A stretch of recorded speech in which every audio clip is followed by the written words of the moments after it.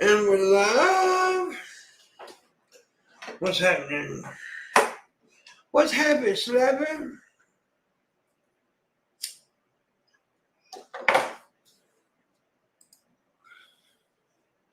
A nice nicotine stick. Red Eye will probably be joining me in a little bit. So I won't be the only big fucker here. Well, he's not big, but the only fucker here. How y'all doing? How you doing?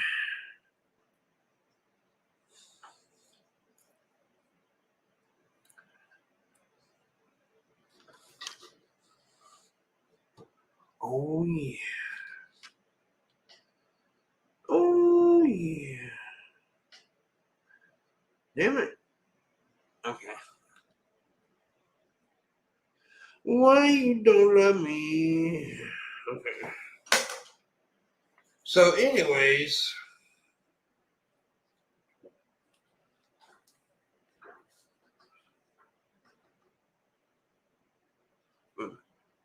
hey Siri, message Landon.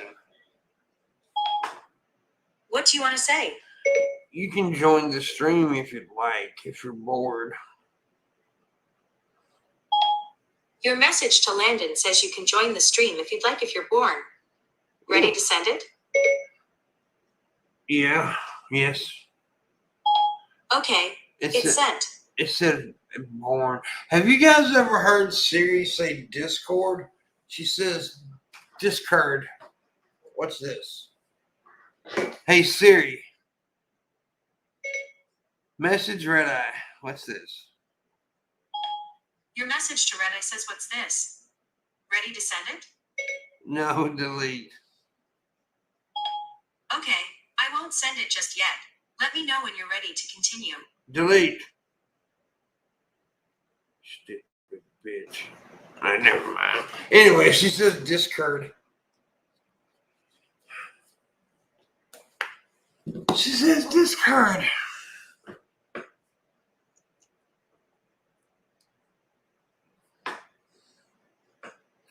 That's what the bitch said.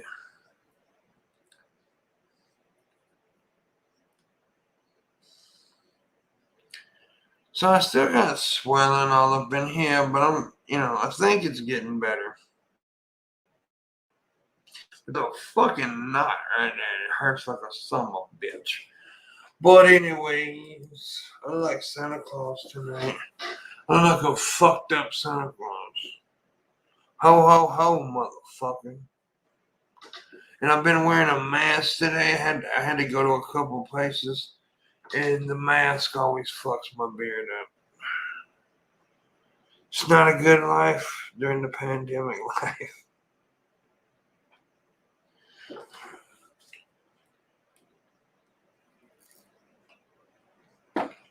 But a friend of mine's son, I think he's in his 20s or something like that. He got the thing. He got it. He got the Delta, and apparently it fucked him up pretty good. Yeah, the Delta variant. Apparently it's fucked him up pretty well. So that this Delta variant ain't playing around, folks. It ain't like the first one. The first one was, was mainly targeting elderly people. Well, this motherfucker don't care how old you are. It's gonna get you. So be careful. Be careful. We got 2 motherfuckers watching. 2 of you motherfuckers are watching. Why is that? Why is YouTube hating on me again? Fish lamp. Well, how you doing? It's a weird name, buddy. It's a weird name. But that's okay. You're allowed to have a weird name. Mr. Lamp. Mr. Lamp.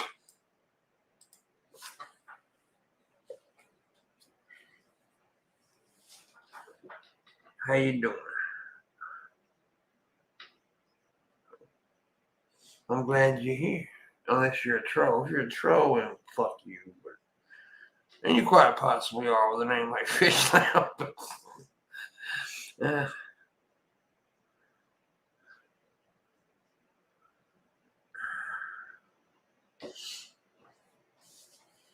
Tell Shabisky to smoke your pose and pussy money weed. Well, all right then. All right then.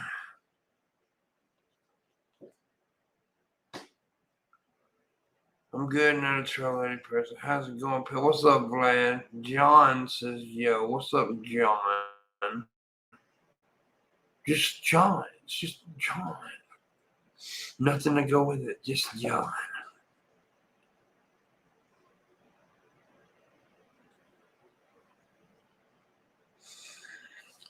How you doing, Vlad? Rob Barnes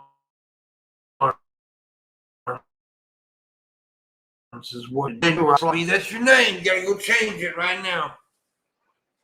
It's Rob the Slob. Yep. Or Robbie McSlobby. Which one's better? Robbie McSlobby. Yeah, I like that one better. That's your name. I changed it. You know, I used to do that all the time back when YouTube didn't hate me, and I used to have like 1,000 people watching or 300, 400 people watching. I'd change people's names, and they'd do it.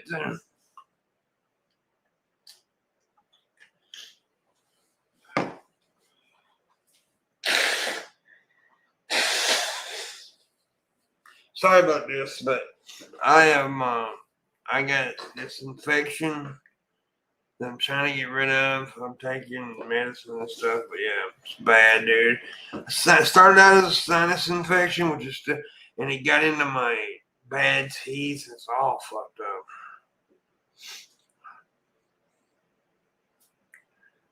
A lot of pain. But anyway, like I said earlier, Red Eye will be joining me shortly, so I'll have somebody to talk to on here.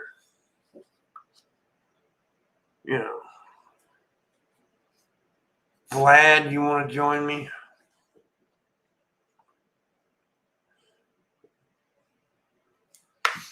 Why you don't love me?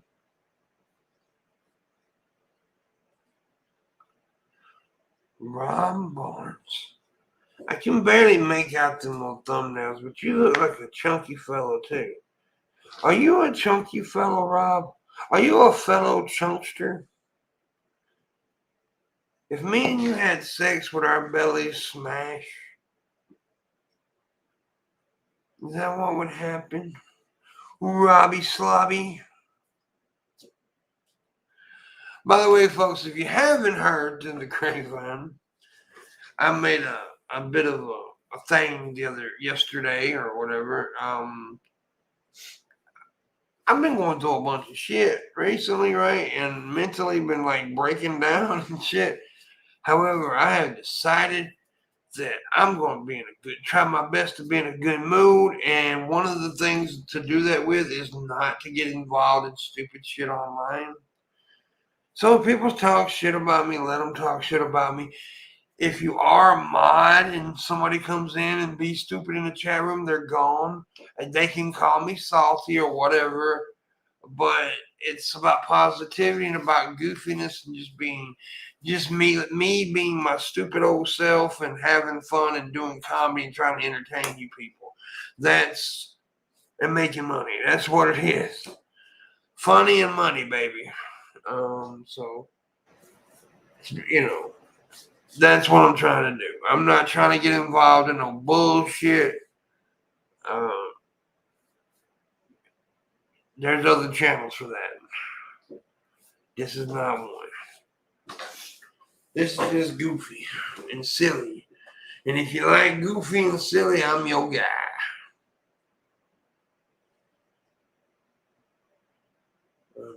You know, we've hit a big bump. We're gonna build back up though. YouTube is messed up. We all know that, right? the way their algorithm is, nobody gets, nobody shares. And then really one of the audiences on here is about drama, right? They like to watch the drama channels, and that's cool. I'm not gonna bitch about that no more. I bitched about it the other day, but I'm not gonna bitch about that no more. That there's a community that likes the drama. Well, I'm not part of that community. I don't want to be a part of that community. Nothing against the community. I'm just not that, right? There's people in that community that I like, and I will bring them on my show. But this is not what, and those people know that. We are going to be. I've got plans to build the channel back up in a couple of weeks. I have booked Boogie 2988 to be on the show. That should be pretty cool.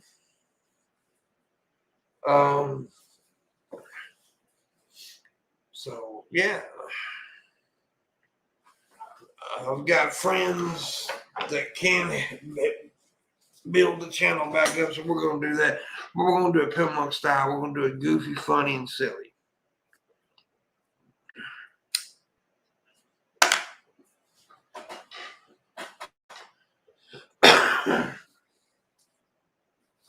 Like I said, and every now and again we may get involved in some bullshit, but that just happens. But we will not be aiming to do that. We will all, I will be aiming to just be goofy and make you guys laugh, and sometimes have serious conversations. Don't get me wrong. We can have serious conversations on here, but we're not going to be aiming to argue and to fight and deal with bullshit. And I'm definitely not dealing with trolls anymore. Trolls and people who just want to come in here and insult everybody, they're out.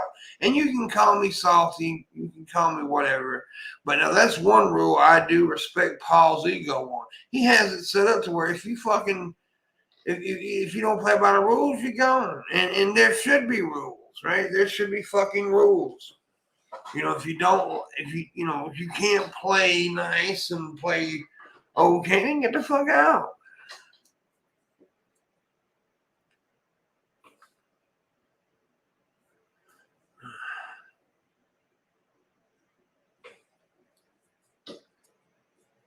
Boogie sucks. He's fake. It's been proven over and over again. But I commend you getting him on to help him on. Yeah, well, I mean, that's what this. I got other people coming in the future too. I can't really announce that yet because it's not rock solid yet. But it's about promoting the channel, promoting the wood and my content. And like I said, and I'm nothing wrong with like making insult jokes and stuff. I'm not talking about that when I say insulting.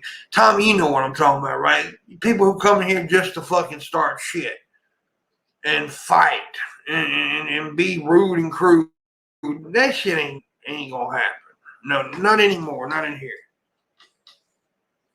It's we're here to have fun, and that's what I'm here for. Now, there's channels set up for all kinds of different things.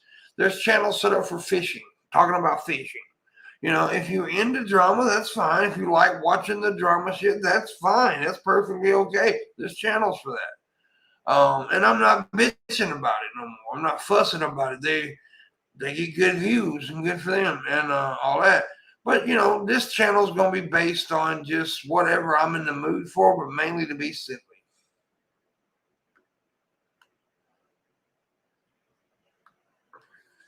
We got to get Tommy on the show. He had never been on the wood. But, man, I used to do a show, for the ones who don't know, for the newer ones, I used to do a show called The Pimpmunk Show. Tommy was a co-host.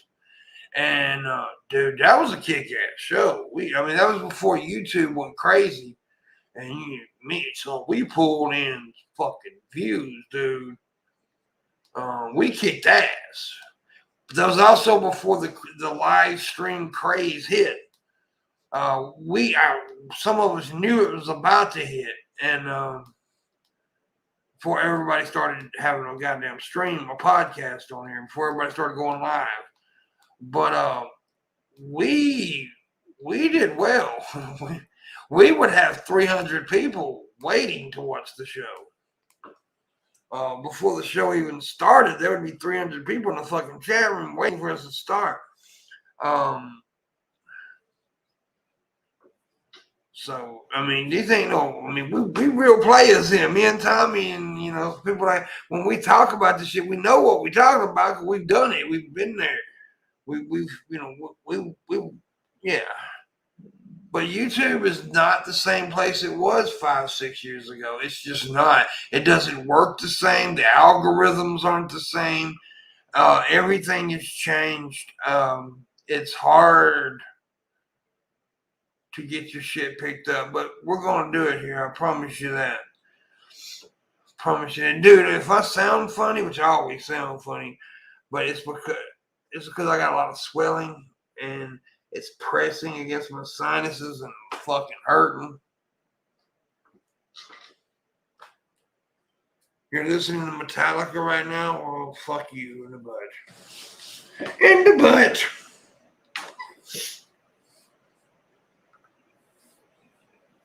Shit, I didn't bring my stuff in here. I have to go get my stuff in a minute. But yeah, we're gonna do some things. I'm planning on. Well, I do know that Mrs. Parker, right? She has an interview series she does now. Now I don't know when the date is she wants to do me, but she asked to do an interview with me and talk about my past and my history with content and all that stuff. So that should be fun. I look forward to that actually.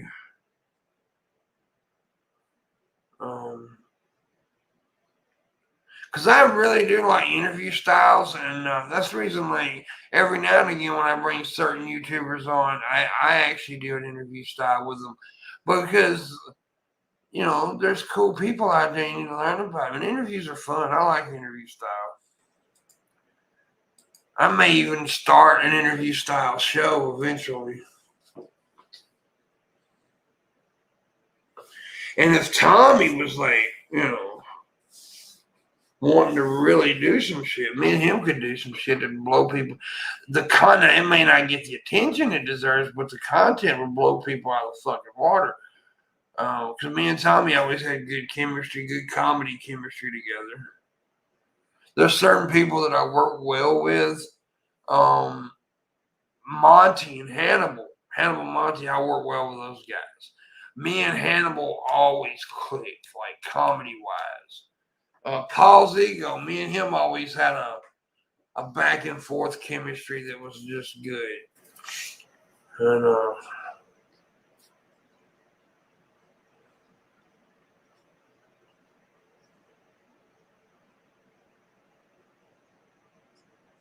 I don't worry about that. Suck it or dislike. I don't worry about the dislikes. There's always going to be people who do that.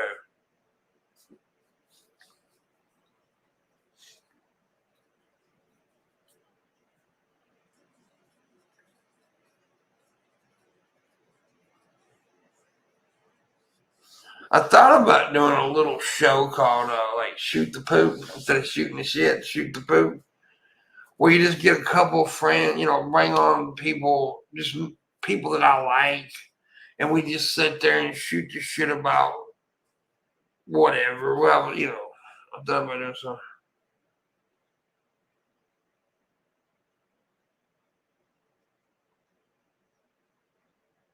Oh, Pearl.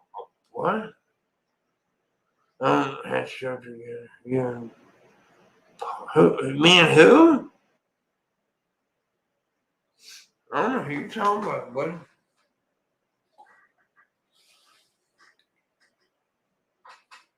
But now, also, I'm not just going to be streaming. I'm about to start doing more regular style videos like we all used to do. I miss doing those. That's what got me into YouTube, and I was pretty good at it. I mean, I'm not saying I was amazing, but I was pretty good at it, and I enjoyed the creativity of that stuff. There's stuff you can do with those things you can't do with streaming, and there's stuff with streaming you can't do. You can, exercise your creativity a little bit more with those types of videos.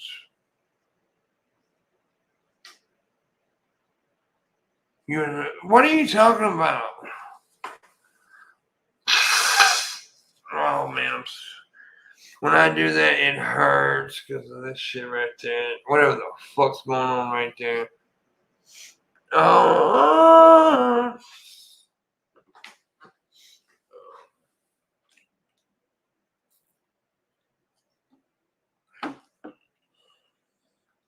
So, Tommy, you still in here? I got a question for you. If you're still listening. Anyways, so yeah, there's a lot of stuff I want to do, and I ain't gonna lie, I was feeling down, bro. I mean, I was in a very dark place these past couple weeks, and I kind of hinted to you guys when I was talking about that, but I never went far out and said the truth. There was even a couple of jokes that I made that actually worried Raisin Girl. She was the only one that caught the joke. And then I'm not going to lie, I absolutely lied to her when I said no, it was completely a joke. Now, I wasn't at the point of doing what I joked about, but I was in a dark place. I was going to ask you, did you catch Tim Tebow's tight end debut? Oh my God, it was embarrassing, bro. It was embarrassing.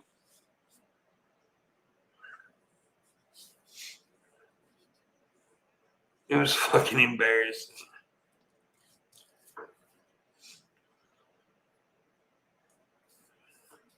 Anyways, yeah, I was, but I'm better. I'm feeling better mentally. Thanks. Let's see. Doing what I want, baby, 'cause I can.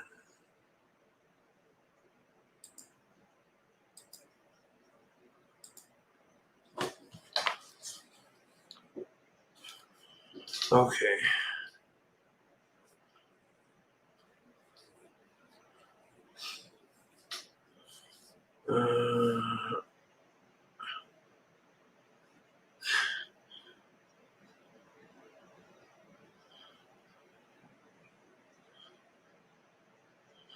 Landon can be funny in his own little dry way.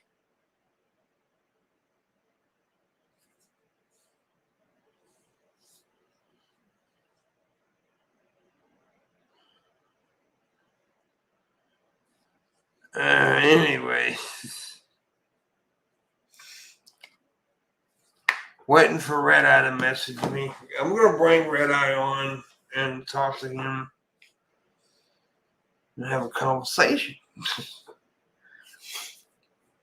Anyways, please hit the like button if you would, and hit the share button. That helps a lot. Here's the deal: if you can't help your content creator monetarily, right? Well, one of the bigger ways you can help is actually sharing the videos and streams, because that gets it out there, and the more it gets out there, the more chances the content creator can make money. So sharing is big help. And the way YouTube's algorithm is, they don't really share. So if you share for the content creator, it's a big help. So I appreciate it if you do. I really, really do appreciate it. And hit that like button. And also, if you can tip, there's links in the description, and I would appreciate it very much. But, So, what are you guys doing? Talk to me. Talk to Uncle Pimpy. Tell Uncle Pimpy what you doing. Also, by the way, look forward to December. I am going to be doing some funny Christmas shit because look at it. I got the funky beard, right? And I'm thinking about getting a Santa suit and probably doing some funny shit. And that should be cool. I thought about going out and doing like a dirty Santa thing.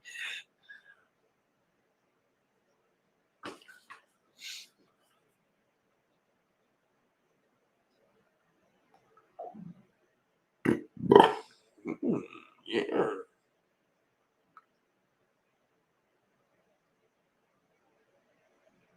Hell yeah, Harry. Harry. Oh, Harry.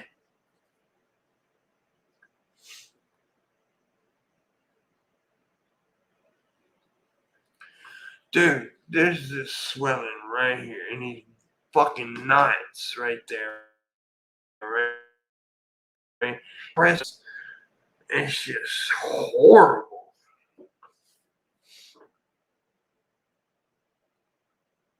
I'm just chilling so I can do a cartoon voice. And I've been fucking with people online. One day I want to record me doing that. Yeah, right, man. You have a channel, right, man?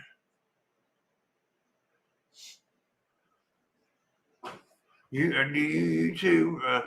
That's another thing, guys. If you guys are content creators in any way and you would like to be on the wood, contact me on Twitter and or contact Red Eye or Shabisky and let me see your content. And I never bring nobody on here without checking out their content a little bit. So, and I will, man, we can hook it up to where you can become on the show. Because I don't give a shit if you have 8 subscribers or 8 million subscribers. If you're entertaining to me, I'll bring you on.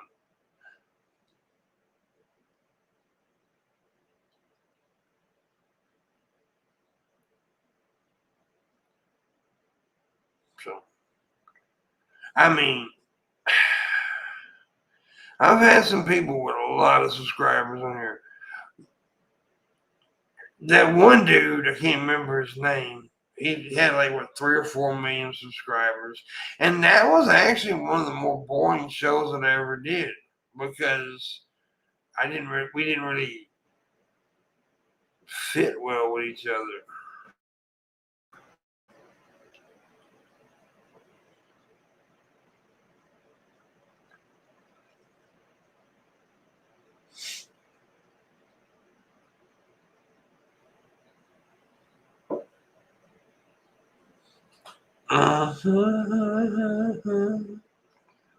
Right, I need to hurry his ass up. I know he's old, but good God. All right, he just said link. All right, let me copy the link. And then I'm going to throw that at him. Yeah, and then I'm going to exit this because I don't want to have that. And Red Eye will be joining me any second now. So.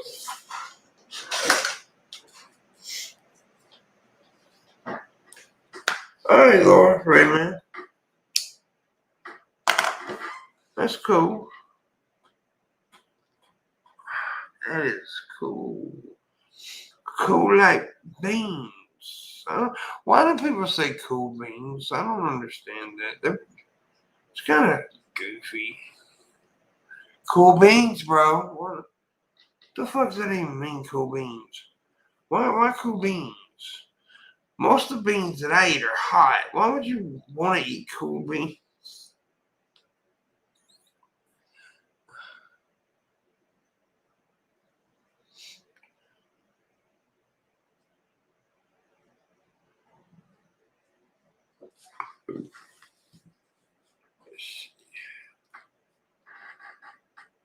I did.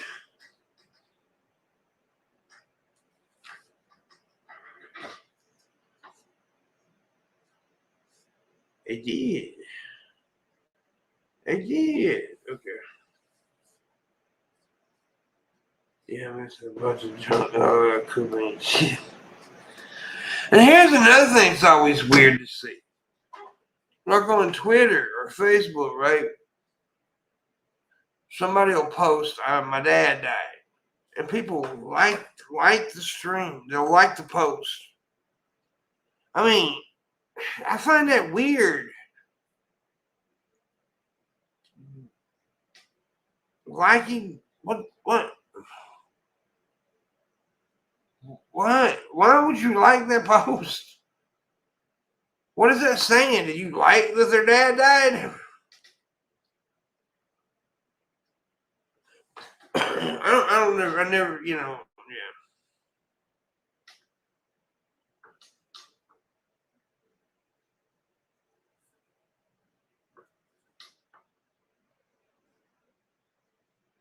Yeah, you can put a crying face on Facebook. That is true. Which is also very fucking corny to do when somebody announces their dad died or somebody died. Put a cartoon face up. That's fucking great. What?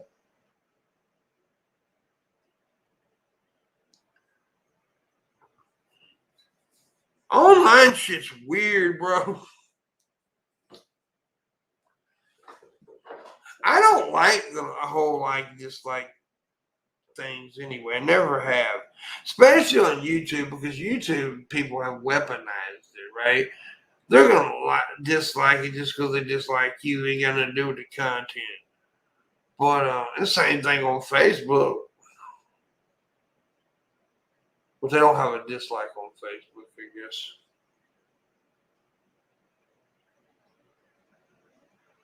Yeah, that does sound disrespectful when you say it. Exactly. If you think about it, like in reality terms, and you never would go, hey, cane face. In reality, the internet has made things weird.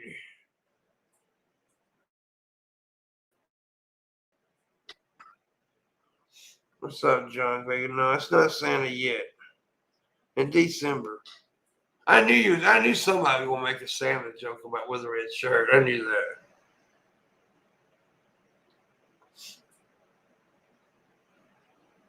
Well, it's stupid. That was comedians doing their thing. People shouldn't say it now. Raising girl.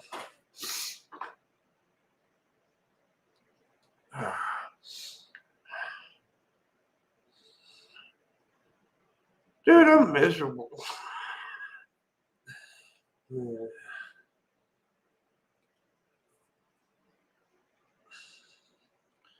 And Red Eye said link him, and I did link to some bitch. Now he ain't here. Where the fuck is he, huh? What's going on with this old son of a bitching bastard? What's happening? He's supposed to be coming in here.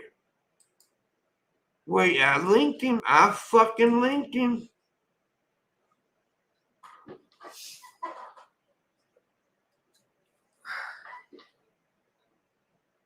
How you doing, Raisin? I tree you.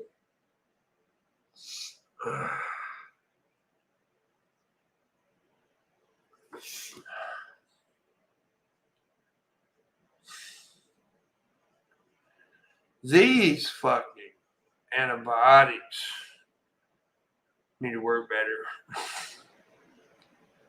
They are working, but I'm telling you, I had so much infection. I had a lot of infection.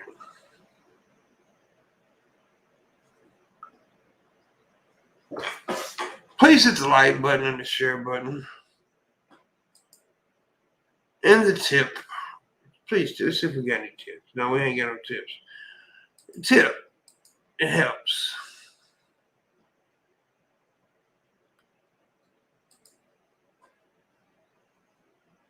It really helps. But like I said, we're going to get back. I'm going to take these headphones off until Red Eye gets here. I feel weird wearing them when nobody else is in here talking, or I'm not watching something, or listening to music or something. It's fucking weird just sitting there wearing headphones for no reason.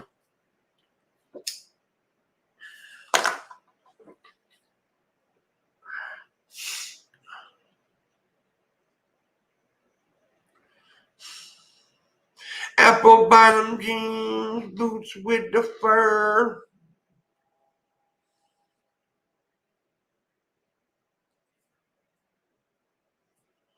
I want to tip my godfather, but be merciful.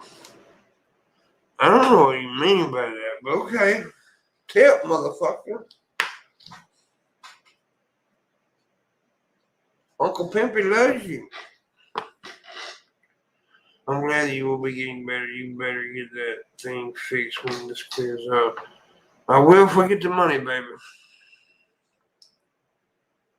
Thing is, I actually think I need the sinus surgery, and I know I need teeth surgery. I need a lot of surgeries, actually. I need to get the hernia off. I need the bone spurs.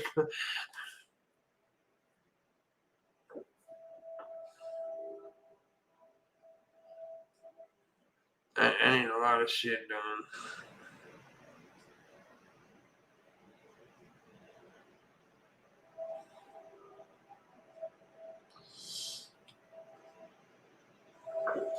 I ain't gonna lie to y'all, dude.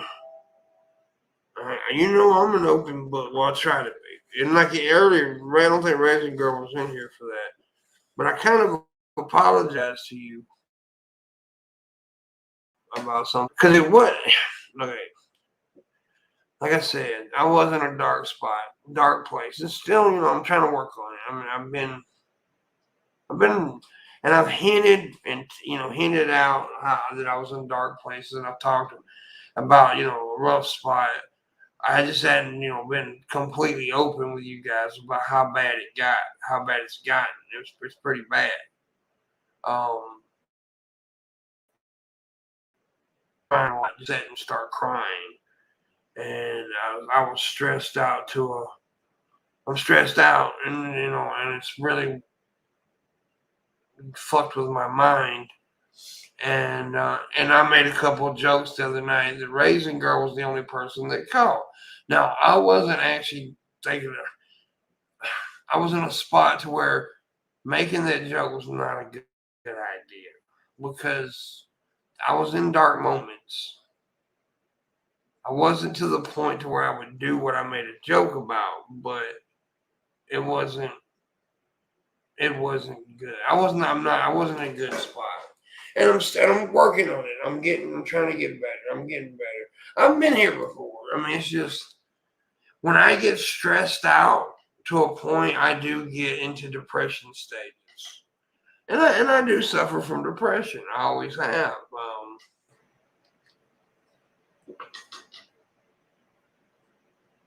But that's the reason I said that, what was it? I don't remember when I said it. But we don't know what's going on with people, right? And we got to be careful. We got to be careful. Because I was actually trying to reach out in my own way to people. And I felt, and maybe they did, and I didn't really realize it because I was in such a rough, full place. I felt like nobody was listening. Raisin listened. Raisin caught some things. And that actually helped, just somebody noticing. Just somebody noticing how bad it was.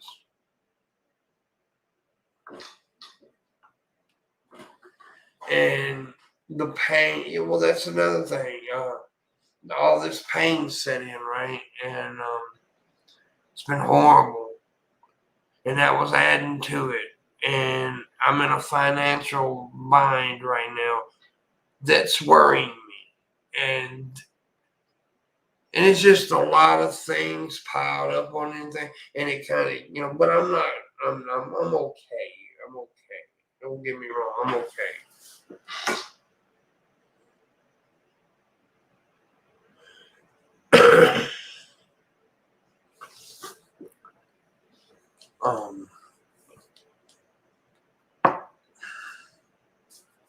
I will get better. But it's, I've been in a rough place.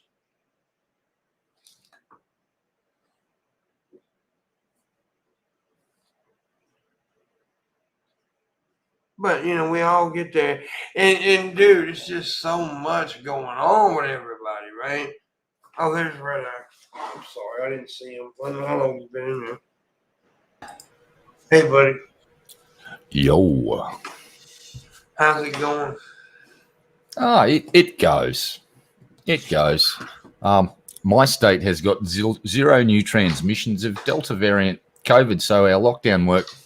Funnily enough, New South Wales is now nearly hitting 500 cases a day and several deaths a day because they didn't lock down early enough and their premier has given up. So we're closing our fucking border completely to New South Wales, and unless you're a essential healthcare worker that's had one shot of vaccine, you can't come into my state anymore, which is fucking great. And apparently I've learnt that America, you don't have the power to do that, to close state borders to other states that are heavily infected. You just have to let the plague victims flow into your state.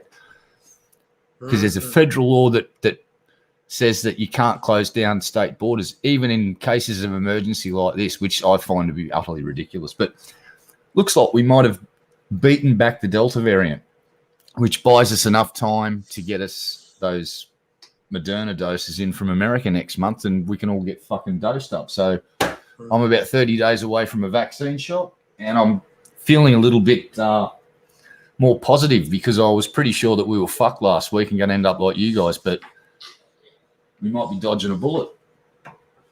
So how you doing, boss? I'm here. Yeah, I was a bit talking. like that. I was just talking. I was talking about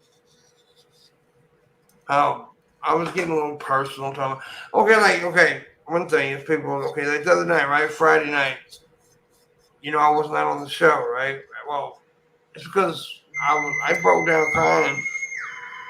Yeah, I know. Right before the show, and Red Eye, like, dude, you can't do this, and I couldn't do it. I was in, because I have been in a very bad place, and it's just like a lot of things piling, and then the pain, goddamn, the pain added to it, and so yeah, it's been rough, but I'm getting better. The antibiotics are working, but I've got so much infection in my fucking face right now. It's going a little slow, but it is working, and I'm feeling a little bit better. And also, like I said, I made that decision to where we can have serious discussions on here, but there's not gonna be drama here. And somebody comes in being a dick in a chat room, boom, they're kicked out. No question. And people can say, "Oh, Pimpmunk salty, whatever." No, fuck that. We don't need the negativity. No, I can dig that, man. It's just from now we're gonna be goofy and silly and sometimes serious. Yeah. I can totally dig that. But I'm still guilty of enjoying a good lolcow session because, and here's why I do it. Yeah. It's a very selfish fucking thing because I look at just how shitty, and I'm not going to mention anybody's name. I'm just going to say certain people on YouTube upload videos that puts on display certain behaviors that when I compare that sort of behavior to my behaviors, I sort of go, I'm not a complete piece of shit. I am a raging piece of shit. Like, I'm amazed that they can stack shit as high as me and it keeps its structural integrity. But I'm nowhere near the fucking height of shit that some of these other fucking scumbags are that I've witnessed on YouTube. And it makes me feel a little bit better about myself, to be quite honest. It's like, I'm not the bottom of the pile after all. I was talking about that earlier. I was saying there is a big community for that kind of stuff. And that's okay. There's communities for fishing, right? There's communities for fucking chess playing. This channel is going to be a community for mostly goofy. If you want to just be goofy and laugh, this is what we're going to try to provide here mostly. Sometimes serious conversations. Every now and again, maybe involved in drama because it's human fucking nature to happen. But we're going to focus on just trying to make people smile. And if you don't like our version of our type of comedy, move the fuck on. You don't like how I eat a man? Well, that's fine. Move the fuck on. That is one thing like I said earlier, that I actually respect about Paul's ego, how he's got his channel locked down right now. If you follow his rules, you're gone. Yeah. And he may be a little too strict, but Well, people might say that about me in the chat room too, but it's like, it's a thing, and I'll do it. Yeah. And your channel's still online. It hasn't been taken down because every time one of those little fucking dudes come in with their bots and types in a certain word that can get channel struck down, I'm on the job with the other mods, and we just knock it on the head. I'm just, and I know that we've hit a slow spot. One reason, summertime. One reason, pandemic. And there is communities that, and we're not involved in the locale community. Mostly, sometimes we'll talk about it, but mostly not involved. But dude, I've been in these situations so many times where I'm always here, and people like me. People like what we provide. Most people do, and it'll get better. Like one of the reasons I've been really depressed. I suffer from depression, but it's the financial situation that I'm in. That'll get better because I know how to make money. We'll get there.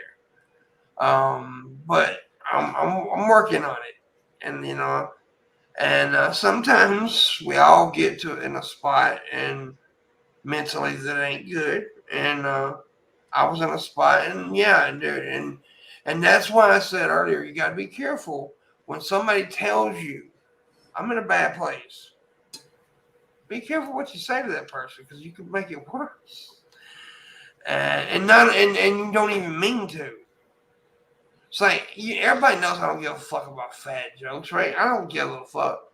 But when I am depressed, I don't want to hear them. Yeah, I get it.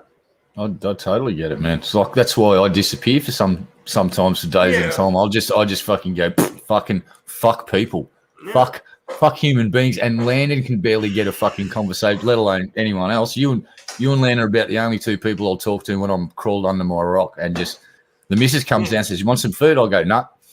Yeah. Bugger off. And I'll stay in my house for 4 days, and I don't go outside, and I just hide in the dark, mate. And then I'll go, then I'll come back out. The one thing I've always been, this is a pretty open book, right? Honest about things. I've always been that way. It's like the last time we had Mrs. Parker on, Mrs. Parker and Shabisky went a little hard on the fat joke stuff. They didn't know. They didn't really know how bad a place I was in. I was about to cry. They didn't realize it. And I don't give a fuck about fat jokes. I don't. I tell them all the time about myself, but I was in a place where I was so fucking sensitive, right? You understand what I'm saying? Yeah. That I didn't need to hear that. Because I didn't need to be doing a show.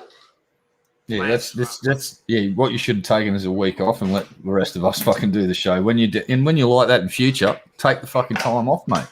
You have to look after yourself. You've been grinding on YouTube for years, and you can't keep your shoulder into the fucking stone and not expect it to fucking wear out. You got to stop and just sit the fuck down and just stare at the fucking grass and watch it grow, man. Watch a flower flower petals unfurl. Watch tree leaves respond to the wind, and Look just at the happy tree. Fucking stop for a few days. Just stop. And I want to make it perfectly clear, I'm not mad at Mrs. Parker Trubisky. I'm not saying they did anything wrong. You understand what I'm saying? Yeah. It's just I was in that spot where everything was, unless you externalize that, a lot of people won't pick up on it because they're not expecting you to come and you're the guy they come and see when they're feeling like that. So yeah, exactly. Just in future, you just got to. If I notice it, I'm just going to speak up from now on and go, you should take the day off, boss, like I did. At least I got you last Friday and said, yeah. Most of the time I know how to turn it on and off. Like I know how to turn off and go into Pimpmunk mode. Last week I didn't do so well at that. No, that's all right. Look, you took the Friday off. You needed that. It's like that night when Shabisky called me a douchebag. Wrong time to do that. He may have not even mean it to be that bad, but it was the wrong time. No, he definitely didn't mean it to hurt you like on any level. That was fucking shit talk banter.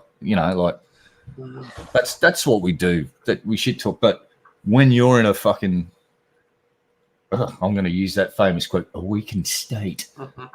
Shit can get to you, man. Like I 2 weeks ago, I And had to it's take a another few thing. days off. Remember, That's I was oh, yeah. freaking the fuck out about COVID-19, and because I'm needle phobic, and I sat here for a month and I went, I'm getting a needle, I'm getting a needle, I'm getting a needle, and I went to book the cunt, and then I hit this brick wall of, you can't get a vaccine for the next 3 months. Eat a fucking dick, and I'm like, wow, and I just got so angry and fucking morbidly depressed. I messaged John and just went, I'm taking a few days off because I'm just walking around wanting to choke a bitch permanently because an inept politician in New South Wales didn't lock her state down. So the hard thing about it is for me though to shut it down and not do it is this is how I make my money. Yeah, but you've got a crew here that will walk in and at least keep the storefront open. Yeah. And potentially have people helping out. So we'll and that whole weekend stay thing. See, that was the way I was joking about it, but actually trying to reach out and let people. But see, I'm not one to say, hey, I mean, like money wise, I'll do it, but like emotional help, I'm not one that really asks for that kind of help. I never have been. But I'm getting better. I mean, I know I'm talking about it right now, but I am working on it, and that's one of the problems. One of the things to fix the problem is to talk about it. And so that's what I'm doing. And my dick's still small. That's another thing. It's just next time you fucking, your tank's not fucking 100% full. Just message me and say you fucking. You're doing the show today with Shabby, and we'll pull Dirt or someone in because there's plenty of people out there that'll come and hang for a few hours. We can talk shit and keep the fucking storefront open, mate. And that's the main thing. As long as there's something happening on your channel. Yeah. See, my mom knew I was in a bad place, and there's this one dude that comes visit us sometime that gets on my nerves. And he wanted to come, and she told him, "No, you don't need to come." Yeah, that would be a bad idea. She told him, "No, you don't need to come." And he's like, "Why?" She just don't need to come because she knew if he'd have came in, I'd probably end up hitting. Yeah, your mum's not a fucking silly Billy. Yeah, she's fucking switched on, and she can read you like a fucking open book, mate. And she knew that. If annoying man comes around, my son's fist might end up buried in his skull, trying to pull his brain out through his fucking nostrils. Yeah. Mate, you don't want to do that. No. Slimy up there. Nostrils get slimy and bloody and snotty and. But one of the things that I really did want to focus on is making the channel the way I want it to be, and not. And look, dude, I may not get the views right now that some people are getting. I'm okay with that. We'll get them. It'll come back. Eventually, YouTube is fucked. But we'll work on that. But I'd rather keep my sanity and not compromise what I want to do. Yeah, I can totally dig that. It's like the lolcow stuff and all that stuff. It's good fun. That's cool. That's cool. And to be fair, I've been watching Mrs. Parker, and she does some really good interviews, and she's fucking got game. When it comes to YouTube, she's quite adept at milking lolcows or actually having fucking good interviews with people. And like the Irate Alex interview last night, that was a good fucking show. I don't know if she did the one with. I saw that she was trying to do a show with Landon. I don't know if it aired or not. I can't see it, but that's going to be one hell of an interesting interview because Mrs. Parker, she's Landon will appreciate it because I think she asks good questions. Well, and she's bringing me on for one of them. Cool. She's got a great sense of humor. I fucking really like that lady. She's fucking funny as fuck. I love her to death. She's so, and I've been watching some stuff on Black Guy TV's channel. He's fucking cool. He's a black guy too. What? No, are you kidding me? He's what? Wow. He's not white. I didn't notice. I should pay attention more. I'm really just like I don't pay attention. My bad. I had no idea that he was black. Well, shit. Yeah. Wait a second. Black Guy TV. Black Guy TV. He gives a hint in his name. Gee whiz. He's Sneaky. He bright. I had no idea. I was just watching his show because he was a cool dude and was making me laugh. But he's black. Oh, well. I've just thrown myself under the bus then. Oopsie. Ow. Red Eye did a racism. There was one hair that I kept seeing, and with my eye, I ripped it out. Yeah, no, don't start ripping your beard out. That's how you end up looking like one of those old dude that's like 70 with the patchy beard that's got like dime-sized holes in it because they go and scratch at their face all the time. There's that one goddamn bump inside there, and it's fucking killing me.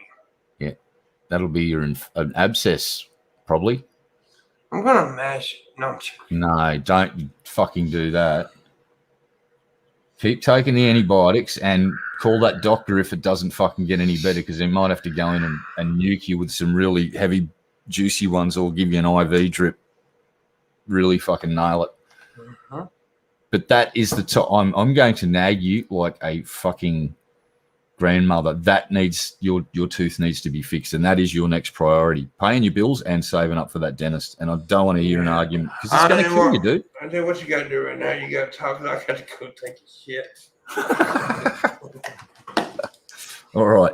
So what we're going to do from now on, everyone, is we're going to focus on Pimp's dental fucking health and getting his tooth sorted because this is what's been taking him down for about the last 18 months is this abscessed tooth that gets into his sinuses and it's rotting his skull out from the inside out. So we should really focus on that. So we're going to nag Pimp, like people that actually give a shit, not bad nagging, but we nag because we care. That sort of nagging. It'll still piss him right the fuck off, but it's totally cool because we care. That's the important part. Because caring is caring. Yeah, there you go. So let's have a quick look. Let's go and look at the news in Australia. What's been... Oh, fuck. So, wow. The Taliban are in Kabul. What the fuck? How... The Taliban are now running fucking Afghanistan again, apparently. Wow. They are sitting in the presidential palace. There is a fucking Taliban fighter sitting at the fucking goddamn table. Wow. That didn't take long. That's fucking amazeballs. Let's click on this. Oh, shit. So there's a whole bunch of Taliban dudes sitting in the president's office and fucking... Wow. Jesus fucking Christ. Oh, and here's the best bit. This is the best bit. I'm looking at the guns these fuckers are carrying. They're not AK-47s. Well, there's a few AKs, but guess what I'm also seeing? What were those assault rifles you fellas had over in Afghanistan? Because, well, here's a newsflash. The Taliban have got some of them now. So clean up your fucking mess when you leave places, America. Don't leave millions and billions of dollars of fucking military equipment lying around because guess who you've just supplied with guns? The fucking Taliban. Wow. Congratulations. Are you jerking off? No, the Taliban, I'm looking at this is amazing. Like 5 days ago, I was hearing about how the Taliban had about 70% of Afghanistan locked down. They own the lot now. They're sitting in the presidential palace right now, fucking Taliban fighters. They're in Kabul. The only place that's not in control by the Taliban now is Kabul airport because the US Army and the British Army are holding it so they can get everyone the fuck out. And if the Taliban are smart, they won't go and try and take it until they've left. Because I think America has telegraphed, if you fuck with us while we're trying to leave, we're going to come back and we're going to fuck you up. So, you know what's more important than that? I had fried green tomatoes for supper. That's delicious. But 20 years ago, we started a fucking conflict and we're back to square one. We are back at the exact same point where we started. Here's the Taliban sitting in Kabul. Wow. What the fuck did we do it for? Oh, that's right. Weapons of mass destruction. That's right. That didn't exist. What a monumental fucking clusterfuck. A 20-year conflict and that's right. This is what the Taliban said. You guys have got watches. We've got time. And that is this is like, whoa, sick burn. So that's what the Taliban has said. Yeah, you guys have got lovely watches, but we've got lots of time. And I'm looking at Taliban militants sitting in the presidential fucking palace in Kabul. Holy fucking shit. 20 years. I had a burger for supper. I know. I'll get over it, but this is really shocking to see how quickly they just took control of the country again. It's like it didn't. Wow. Landon had dick for supper. Wow. My mind is so fucking blown right now, seeing these fucking jihadists sitting back in Kabul again. It's like, here we go again. All right, we got to Sinn Féin them. So that's the next thing is we're going to have to turn these assholes into someone that we can actually do business with. Good luck. Oh, we do business with the Saudis, so what's the difference at this point? Not much. Afghanistan's mineral rich. People are going to have to do business with them. I like to eat vagina while I chew bubble gum. You just don't give a shit about Kabul on this thing. I'm genuinely shocked, though. It's like... And you should see Kabul Airport. It's fucking... It's insane. I like OK Bulls. Man, that's amazing. You're amazing. Nah. I like your nipples. Can I milk you? No, I am not being milked. I refuse. I think you should let me milk you. Put a 1 in the chat room if you think I should milk right now. Wait a minute, we can do polls, can't we? How do we do polls? How do you do the poll, brother? I don't know. I want to do a poll. Oh, Gonna have to ask. Shabby knows how to do poll things. I'm doing it right now. You gonna poll, are you? Yeah. Ah. All right, there's a poll. Yeah, look, Pimp wants to milk me for some reason. He's just, I don't know. All of the talk about, see? I'm going to vote no. Oh, who voted yes? You can fuck off. Please, stick your hand up in chat so I can ban you permanently, you piece of shit. Yes, who said yes? Two people. Oh, I'm just going to ban chat. Chat's cancelled. Fuck the lot of you. I hate you all. I hope you get hit by 80% says yes. An asteroid. I hope an asteroid crashes on chat and crushes you all. Look, watch this. Red Eye can cover me up. Hey, Red Eye. What? Who? What? I'm being stupid. Dude, my eyes are constantly watering because the pressure of the sinuses. Yeah. It's not fun. Landon noted no. Whatever the fuck noted means. You see, Landon doesn't get crushed by the asteroid, then I'll get him out. Everyone else is getting crushed. I don't believe you, Lord Raidman. I think you voted yes, and you're just trying to cover up your tracks so you don't get crushed by the asteroid that's incoming on the chat. You do realize the goodness that comes out of me milking Red Eye, right? We can save. It's a cure for COVID. Nothing good comes from milking me. His nipple milk is a cure. Is a cure for COVID. No, it's not. That's just a vicious rumor started up by QAnon. Not true.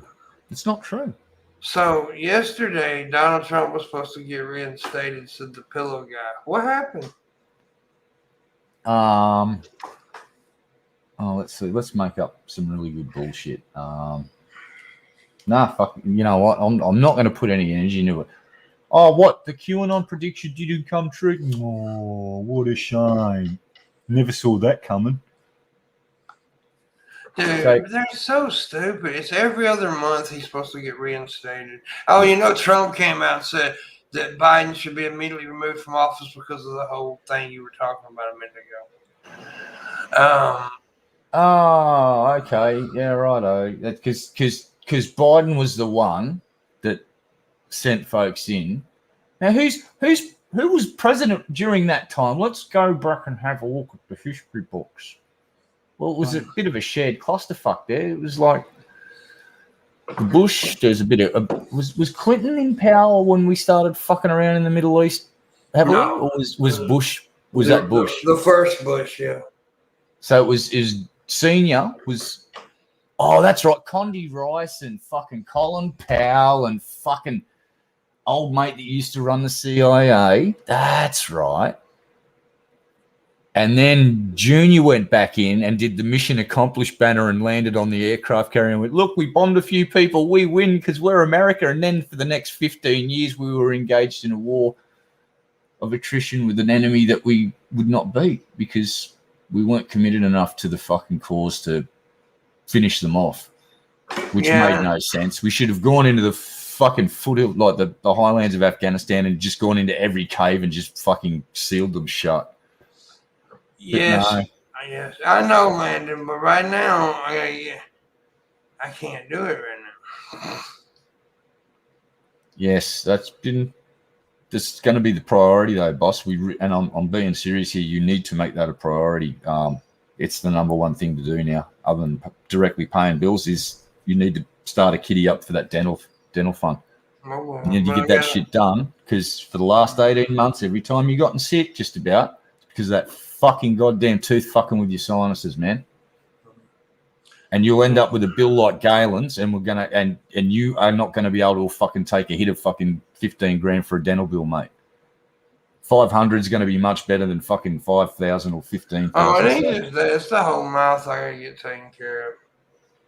Yeah, but this tooth that's near your sinus is the one that keeps fucking bringing you down, dude. I know the rest need to be done, but the priority is stopping that thing from becoming reinfected again. Because it's now rotting a cavity in your head, which is that lump there is full of pussy liquid, and they need to drain that and seal it up and pull the fucking rotten tooth. And I know, and I'm going to get it taken care of, but we got to. Yeah, we're going to make it a priority, and I've just said while you're away taking a shit that I may have conspired with Chat to do that. So if you're getting nagged by people, it's my fault. Yeah, well, we're not going to nag me. We're not going to do that. Well, we might have to, because unless we do, you're just not going to get your tooth fixed. Not right that's now. How you roll. Not right now. Not today. Not today. Next week, maybe. Yeah, I don't need to be nagged right now. No, not going to nag you today, boss. Don't sweat it. I'm kind of joking. I need to be loved and hugged right now. Yeah. Just promise me you're going to make that a priority, dude, and that's good enough for me. You really, really need to do that, boss, because like Landon said, one of the biggest killers of people before modern dentistry was rotten tooth, getting infected, kill you in 24 hours.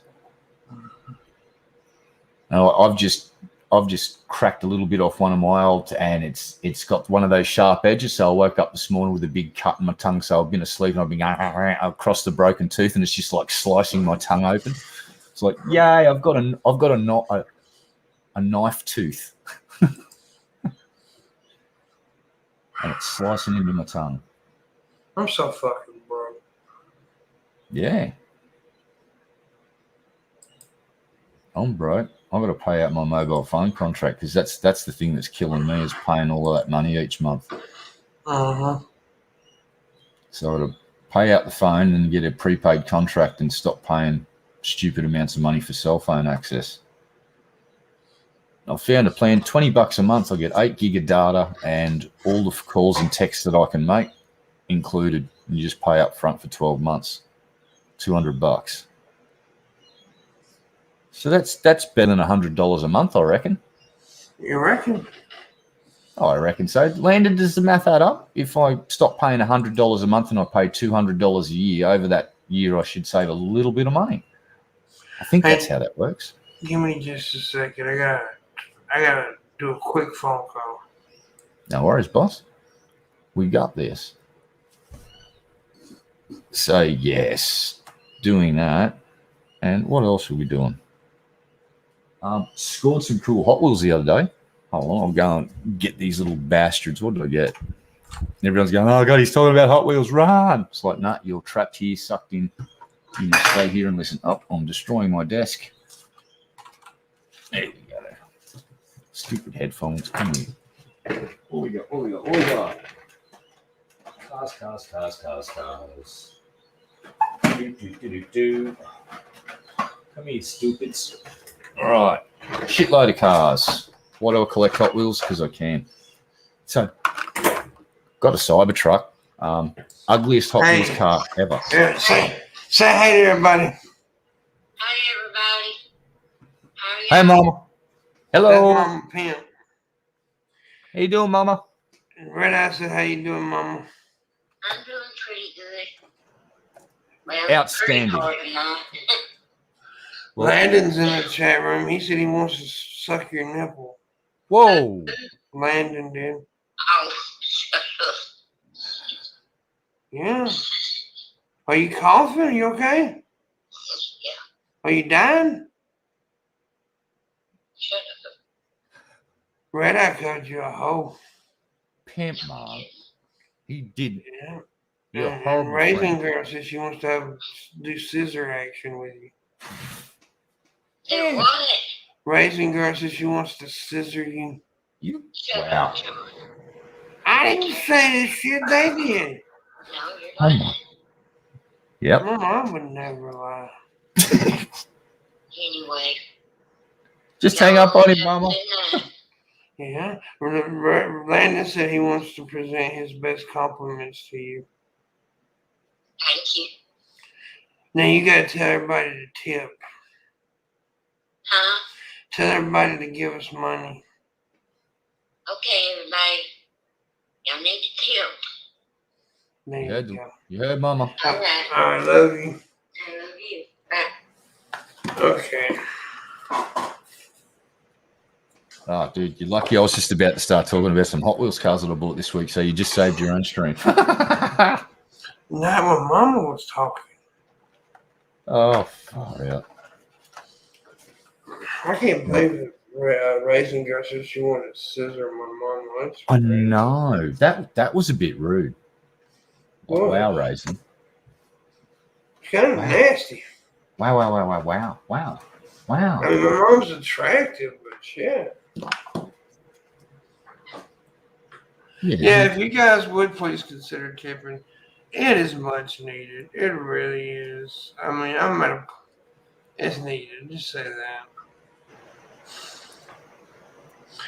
There's a lot of, never mind. It's just things that get taken care of.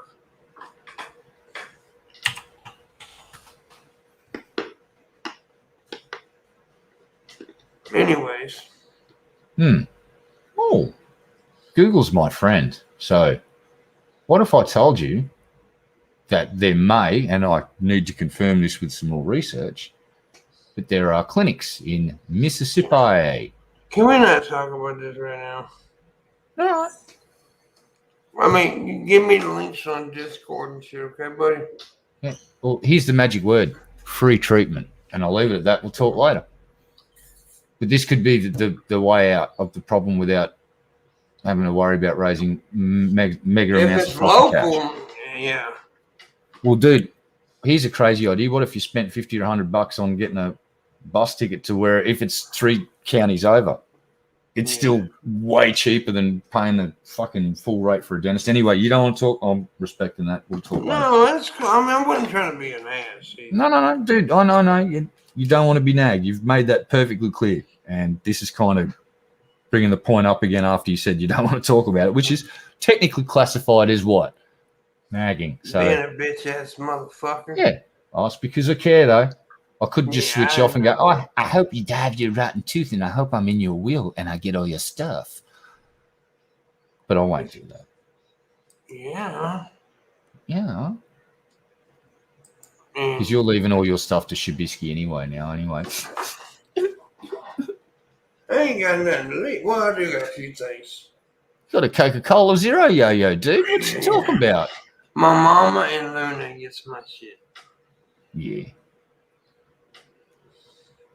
I love Luna. She's good people. Sometimes. I hope she's feeling better. I know she was feeling sick last time we spoke, so I hope she's doing okay. She's super weird. And I like that about her. No, she's awesome. I love Luna to death. Luna's good people.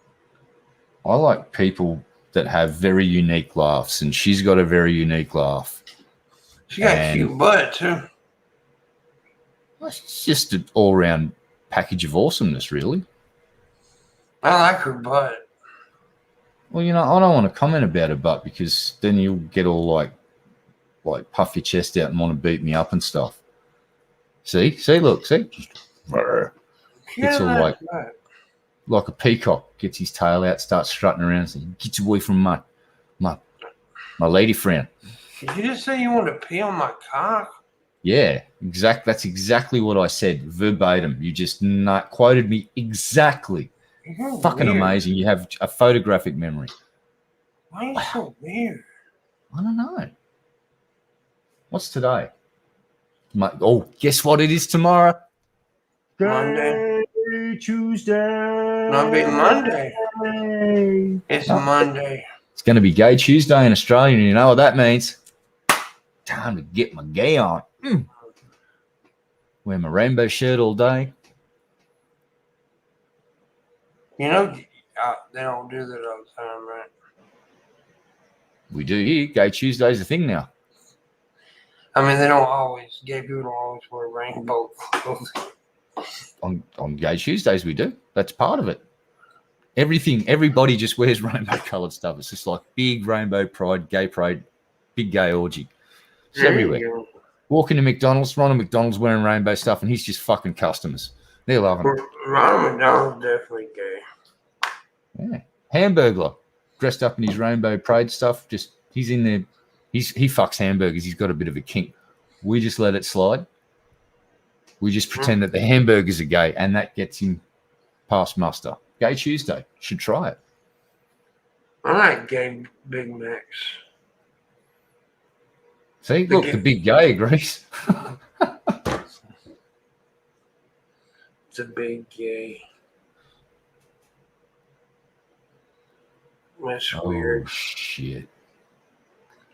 Oh. Go ahead.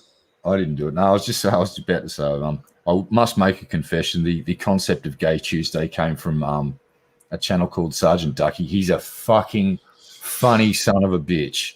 Tells like stories about his life and stuff, and has a unique way of telling his stories, and it's rather funny. So Awesome. yeah. I gotta mute for this. And I don't know if there's any angry cops fans in chat, but he just passed 1 million subscribers, so he'll be doing a special limited time only t-shirt to celebrate the thing. So if you're an angry cops fans, you might want to keep an eye on his channel, because he's also going to be doing something special for his 1 million sub celebration. So the t-shirt release, which is a cool thing, and another little video surprise that will be up later. Cool. Yeah, I like watching his stuff. He sort of does stuff. He's got a couple of different characters. He's got Angry Cops and he's got Angry Drill Sergeant. But there's a video of this dude, Angry Cops, somewhere in Texas, I think it was. And there's retired judges and his wife are fighting with some of the neighbors.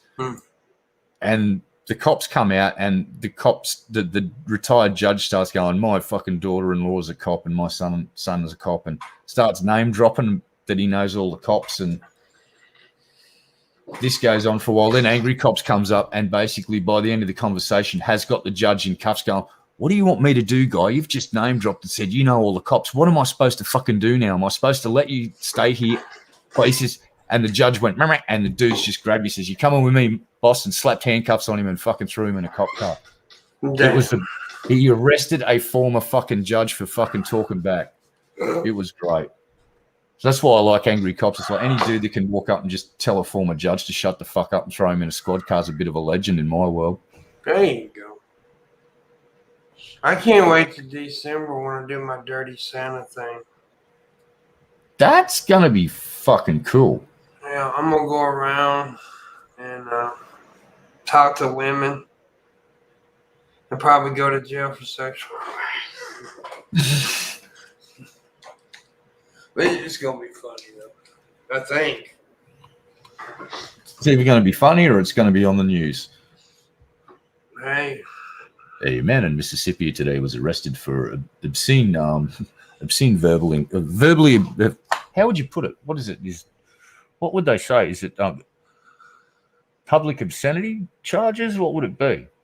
For just like talking filth, flying filth to ladies while dressed as Santa. Harassment, I guess. Yeah, harassment. But you know, I'll whip my dick out at the news. Make sure it's got a little Santa hat on though. You got to put a little Santa hat on your pecker if you're going to do that shit. It's got its own beard. Well, there you go.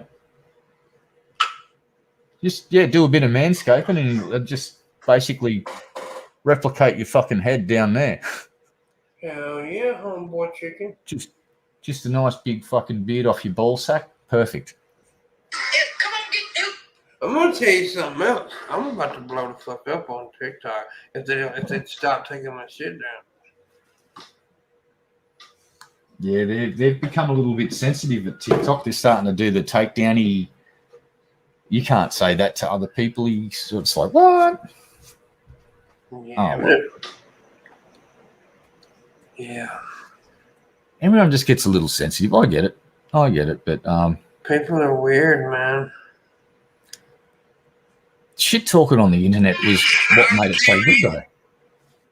In your happiness, that is what you gave to me.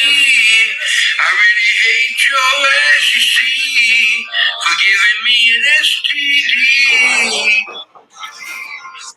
Fuck me like you want me. Hold them thumbs down, scream, no baloney. Okay, here's why I don't like this song. Put a thumb down, no baloney.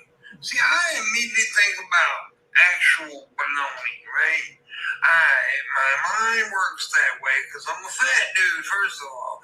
But my mind starts thinking, well, I don't want to do you smell. They don't know I do it for the culture, goddamn. They say I should watch the shit I post, oh goddamn. Say I'm turning big finish. You see me out on the street, see me get jumped. Where you going? That would seem to give me a perfect amount of time to hide my drugs.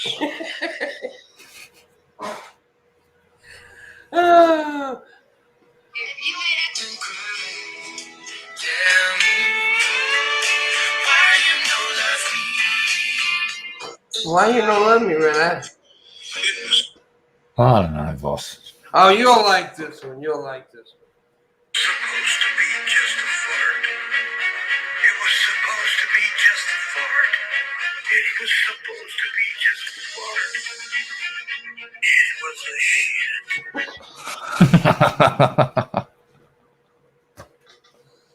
That's so stupid.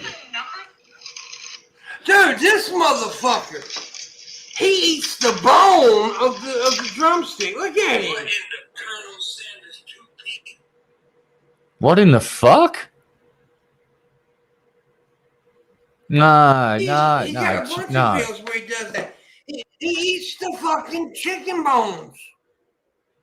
Yeah, that's going to come back to bite him on the ass one day as a bit of bone skewers into his intestine, perforates it, and then he just slowly dies from a massive fucking internal infection. Fuck that shit. No. There's certain fish that have edible bones. I'm fairly sure that if you asked most dietitians, would you consider a fried drumstick chicken leg bone edible? I'd go, no, definitely not. That no. There's no shards would cut him up. Yeah, that shit would fucking ruin your guts. But then again, there's people throughout history. There's a guy that used to be able to eat copious amounts of metal. He ate a car, bicycles. He ate all sorts of weird shit. I think the motherfuckers though are like, right, the freak show, the motherfuckers eat the light bulbs and shit. There's got to be a trick to it. Because who's the first motherfucker to say I'm going to eat this bulb? I don't know, but I've seen Wild Boys, that show, Jackass spin-off. When they went to India, I watched this dude he smashed a fucking fluorescent bulb and picked it up and started eating the glass. And I'm like, you poor fucker. Did he survive? I don't know. Or can they grind up the glass so it's in such fine form that when it goes through them, it doesn't shred them and cut them to shreds? I don't know the mechanics of eating glass, and but I've seen people do it. Now, It's fucking weird. it could have very well been a fake bulb that was made of sugar glass. I don't know, but it sounded like it was pretty legit because when fluoros pop, they have that certain pop it sounded like a proper fluoro popping. And then he ate some slivers of glass, and I'm like, do you think there's a trick to it? Oh, there's a trick. There will be a trick to it. The trick would be, what did they eat beforehand? Maybe there's a layer or something. Maybe they drink something really that congeals in their guts, like cheese, milk, lots of milk, yogurt, something that creates a layer and can get trapped and then pass through.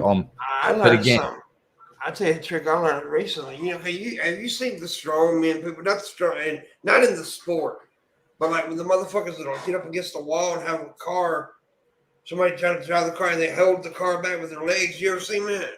Yeah. You know what? Now they still have to be really strong to do this. However, one of the tricks is to take WD-40 and spray the tires down. Yeah, you lubricate the tire. Yeah. Yeah. Then it can't get grip, and it's got an oil. It's basically spinning on an oil slick. Yeah. Yeah, you still have to be strong as fuck. Oh yeah. But that it helps. I learned this through Jim Cornette, the wrestling manager, because there's been wrestlers over the years that's done that. So that's one of the tricks. Yeah, all that's doing is creating. It reduces friction on the tire, so it'll break traction easier.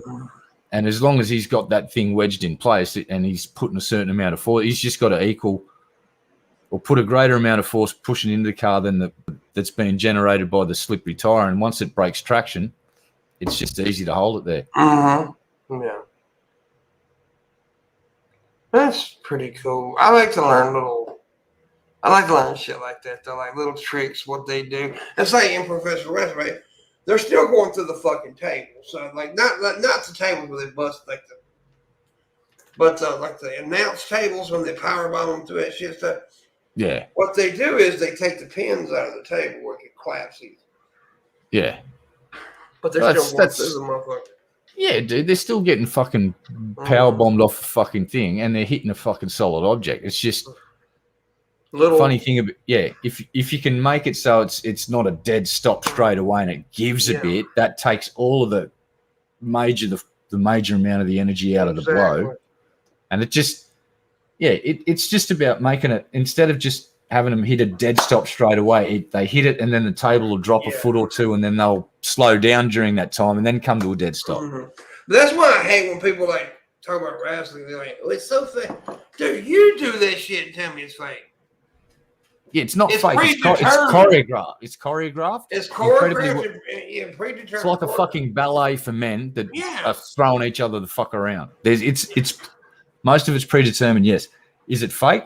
Well, go up to fucking goddamn Brock Lesnar and ask him to do a chest slap, at full wick that he gives other wrestlers, and you will fly across the fucking room, and you will probably have compression fractures in your rib cage. Exactly. It is choreographed. It's not a real fight, but it's real stunts. Man. That's one way to put it. It's real stunts. Mick Foley really got thrown off the goddamn cage. Oh, I'll be back in a sec, boss. Yes, sir. So anyway, this hurts. So is Landon still in the chat room?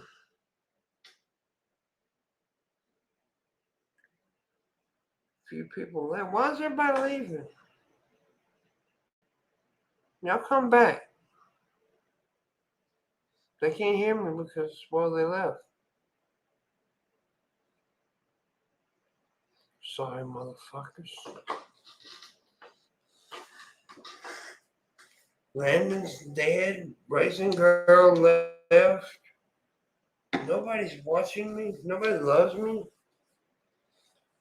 Lord Rainman's still here though. He's my baby daddy.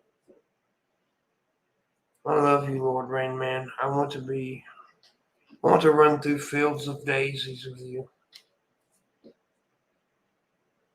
And sing songs.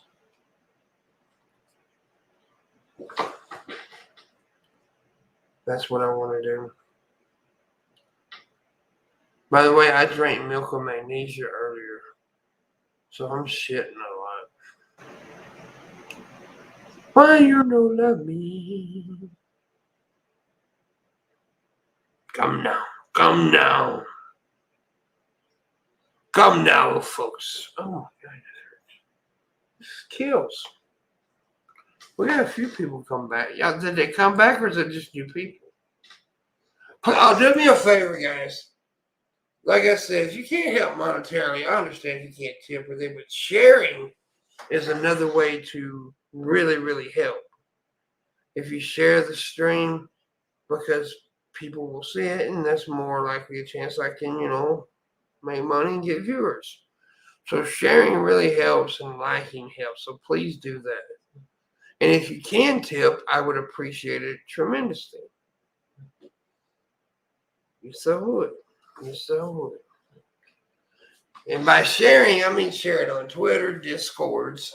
Make sure the Discords you share it to do allow that kind of stuff, though. Because there's some people that get pissy about that. So, yeah. Help a brother out, though. Help a brother out.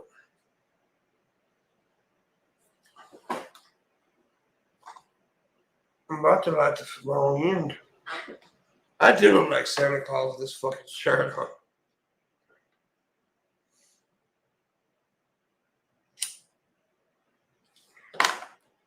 Is Landon shaving his body all of a sudden? He stopped talking. Raising girl must be shaving her cooch. I think that's what's happening. They're all shaving. Why did y'all choose to shave at this moment? I don't understand. I don't understand.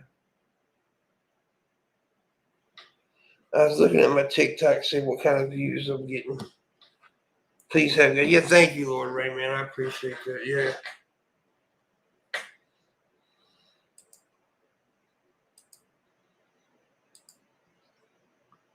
I thought you said you were helping earlier, Lord Rayman. Did you lie?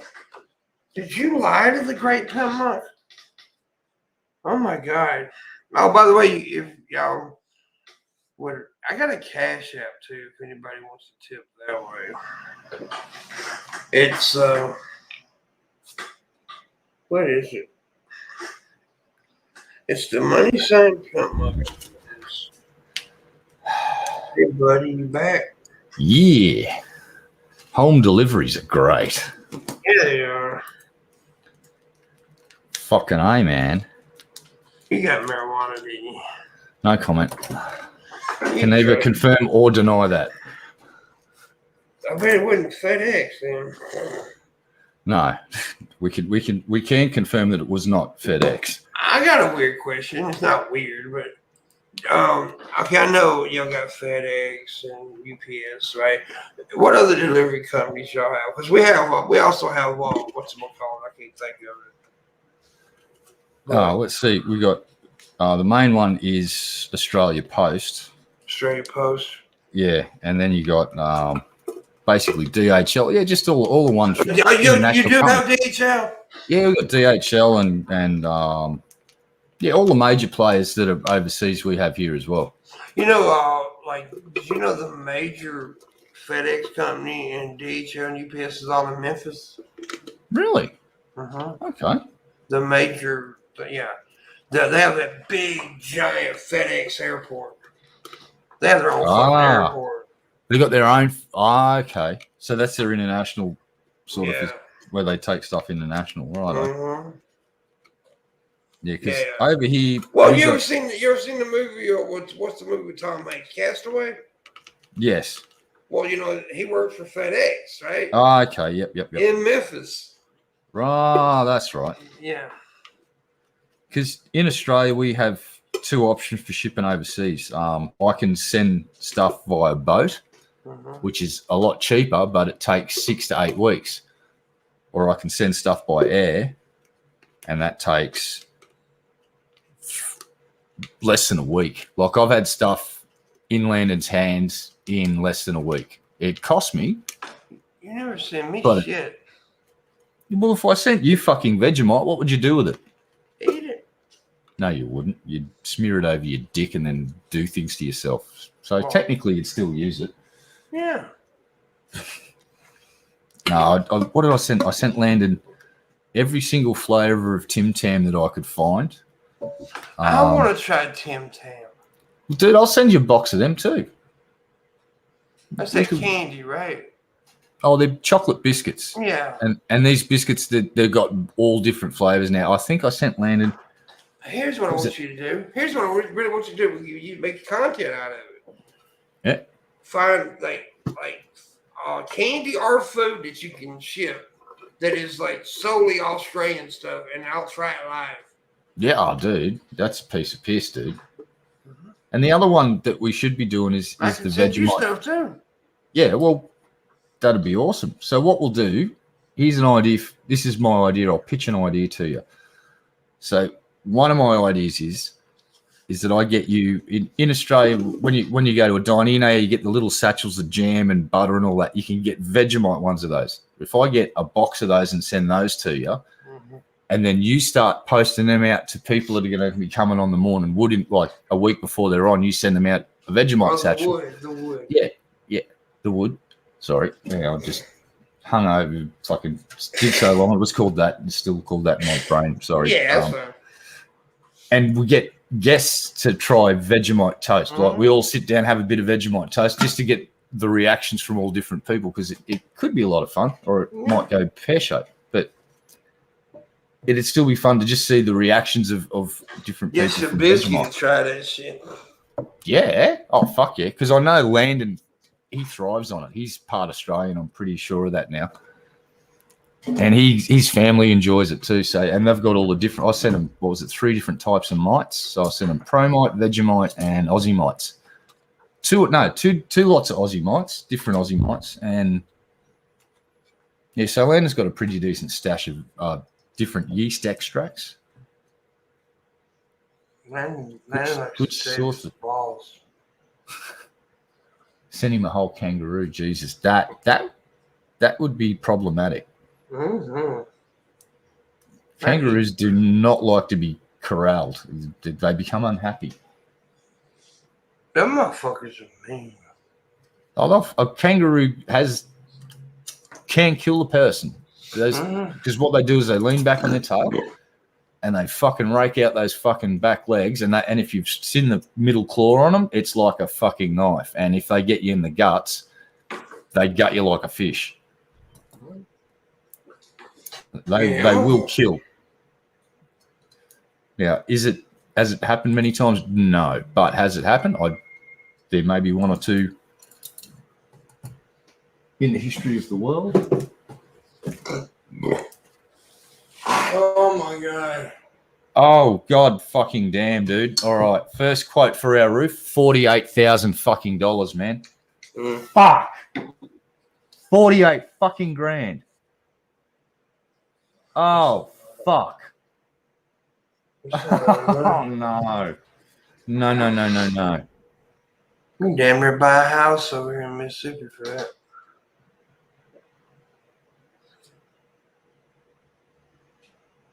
Oh fuck. What have I gotten us into? You'll figure it out, but it'll be Oh man.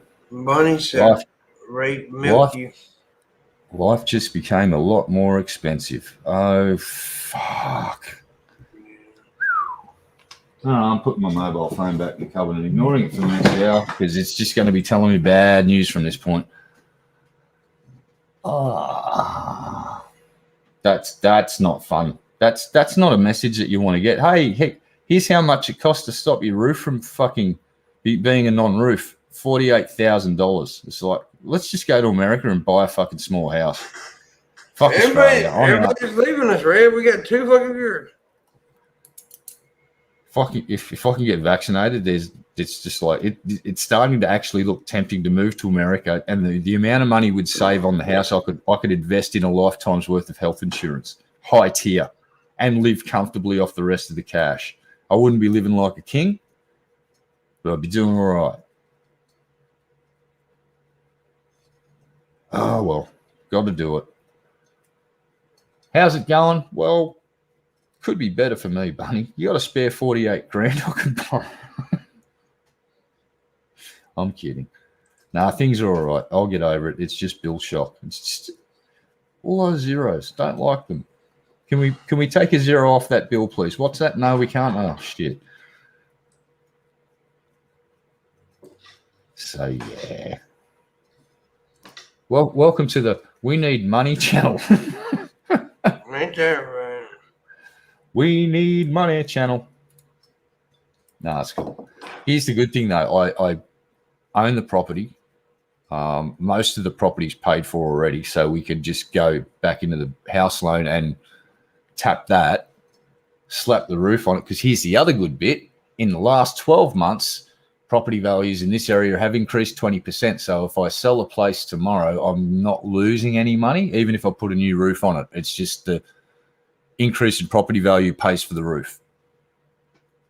That's the way I've got to start thinking about this. It's just that my money's going to be locked up in the house a little bit longer and a little bit more than we wanted. But at the end of the day, we get more money back.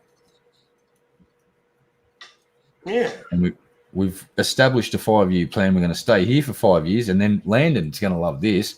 We're probably going to move to a place called Toowoomba. And it's right in the path of all of those fucking eclipses that are going to be happening in Australia in several years' time. So Landon and I, and maybe even you, will come and attend. That's actually something that could be doable, boss. It's another several years from now, but eclipse party at my place. It'll be a week-long event where we'll just get seriously fucked up. Hey. Oh, Bunny, you're a sweetie. Thank you. Bunny's such a sweetie. She just said, if I won the lottery, she'd get me a roof. You're awesome. I'd pay you back. I wouldn't. Yeah. Pimp would buy me a tarp hole. And you'd say, here's a tarp. Yep. Here's a tarp and some rope. Yeah, I wish I could help all my friends. Yeah, I'd really love to become like god tier philanthropist. That would be like so fucking cool. Just walking around, just discreetly making it rain money where it needed to fucking rain money, and not looking for the spotlight. Just do it because it needs to be fucking done. Exactly. I'd like to be a stealth philanthropist. Yeah. That would make me happy. Is just stealthily going around making things happen that needed to happen. Fucking aye. That's the way to do it. It's the way to do it. Dude, I'm having issues. Everybody's having issues. We are in a weakened state collectively. Yeah, we are. Bunny needs to slap me in the face with a titty. Yeah, that wouldn't be bad. Wouldn't be bad. You'd think of far worse things to be slapped with. Yeah. Like Shabisky's dick. Would not like to be slapped with Shabisky's dick. Bunny's boobs. Yeah, I could get my motorboat on. Yeah. Okay, I don't mind a good dick slapping either. Nah, I'll pass on the turkey slap. Just doesn't float my boat. Gobble, gobble, motherfucker. Pimp's being rude talking about titty slapping Bunny, and I may have agreed with him. Maybe. But can that be proved in a court of law? I was not being rude. I just said the truth. Bonnie got big titties, right? Let's just stab her. She can hit me in the face. Well, that's okay. What if we just didn't worry about the slapping bit and you just motorboated her titties? I want her titties to motorboat me.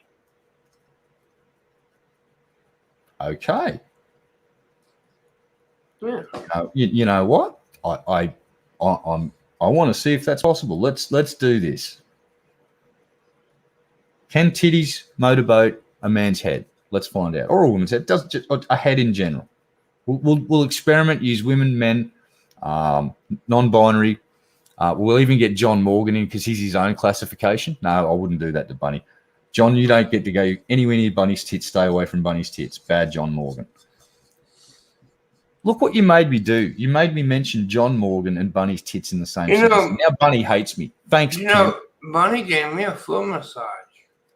What? On one foot, anyway. On one foot? Yeah. Or was your other foot a bit yanky and a bit? Well, my foot was soft, but we was just sitting there, and I threw my foot up in a chair with her, and she just started massaging it. Bunny's good people. I love Bunny. Had a lot of fun with Bunny when we hung out. I hope it happens again one day. She's cool people. Next time, though, it'd be cool to have Luna with us as well. Yeah. Yeah. Actually, you know who I haven't seen for a while, and I've got to make sure she's doing all right, is Alexis. Haven't talked to her in a few weeks. About a week ago or two, she popped up in the chat room for a minute. I know. I call her a sexy bitch. And she didn't reply, and I went, damn. So I didn't know if that upset her. I doubt me calling her a sexy bitch had upset her. She'd probably get turned on. Unless she became something over the last year or two. Well, people change. Yeah, she hasn't. Some of the political views may have shifted slightly, but essentially she is still who she is, and she's awesome. I see Nerdy a lot on TikTok and Instagram, but we don't really talk. Oh, Miss Nerdy, she's got the best laugh, and she's really smart, and I hope she's doing good. And we've drifted away politically. I think she's more conservative now than. That doesn't matter. She's still a fucking. I think. I'm not,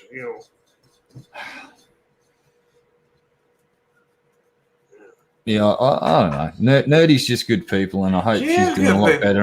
And I hope she, and I don't want to drag up bullshit, but I hope she got the fuck away from that family of hers because they were fucking damaging her. They were not fucking nice. They were not good to her. And I told Nerdy's mum to fuck off. Like she was in the background one day saying fucking horrible shit to Nerdy, and I fucking just said, "Listen, lady, fuck off and try being a decent fucking mother to your daughter, you cunt."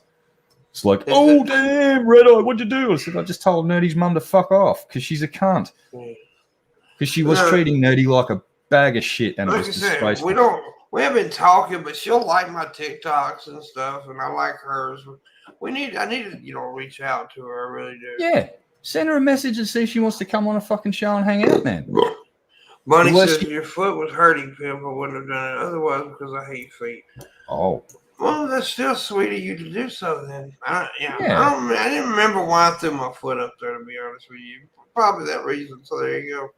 Yeah. So let's reach out, hit Nerdy up and see if she wants to come and hang out for an episode. I think that'd be fucking great to catch up with her. And if she says no, that's cool too. I hope then she keeps kicking ass.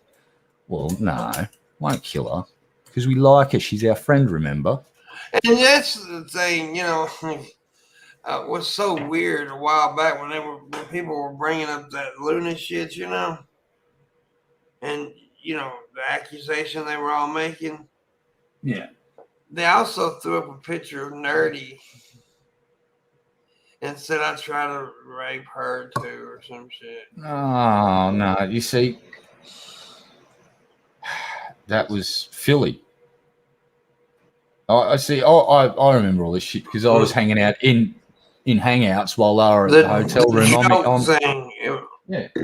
I remember all of this shit. And it's like, no, there was a whole group of people there, and we were actually on lockdown because one of the fucking stalkers had worked out where the fuck you were, and we actually had to do a security review and just go, well, what's the worst case scenario? Worst case scenario, the guy's waiting in the lobby with a fucking pistol.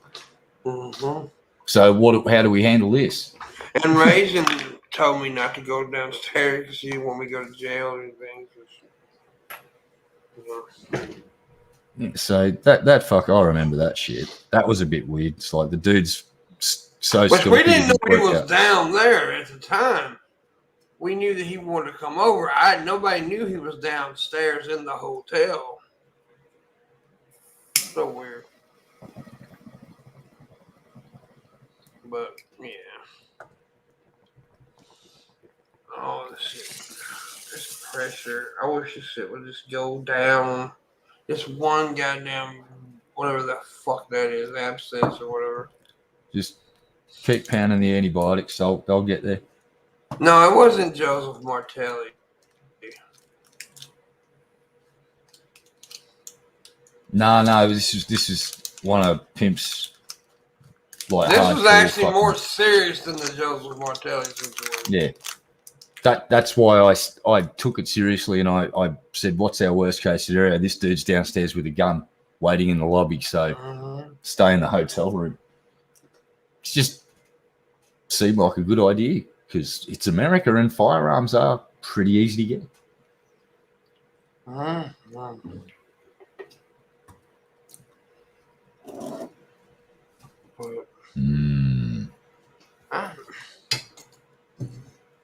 Let me check. Nobody's tipped me tonight at all.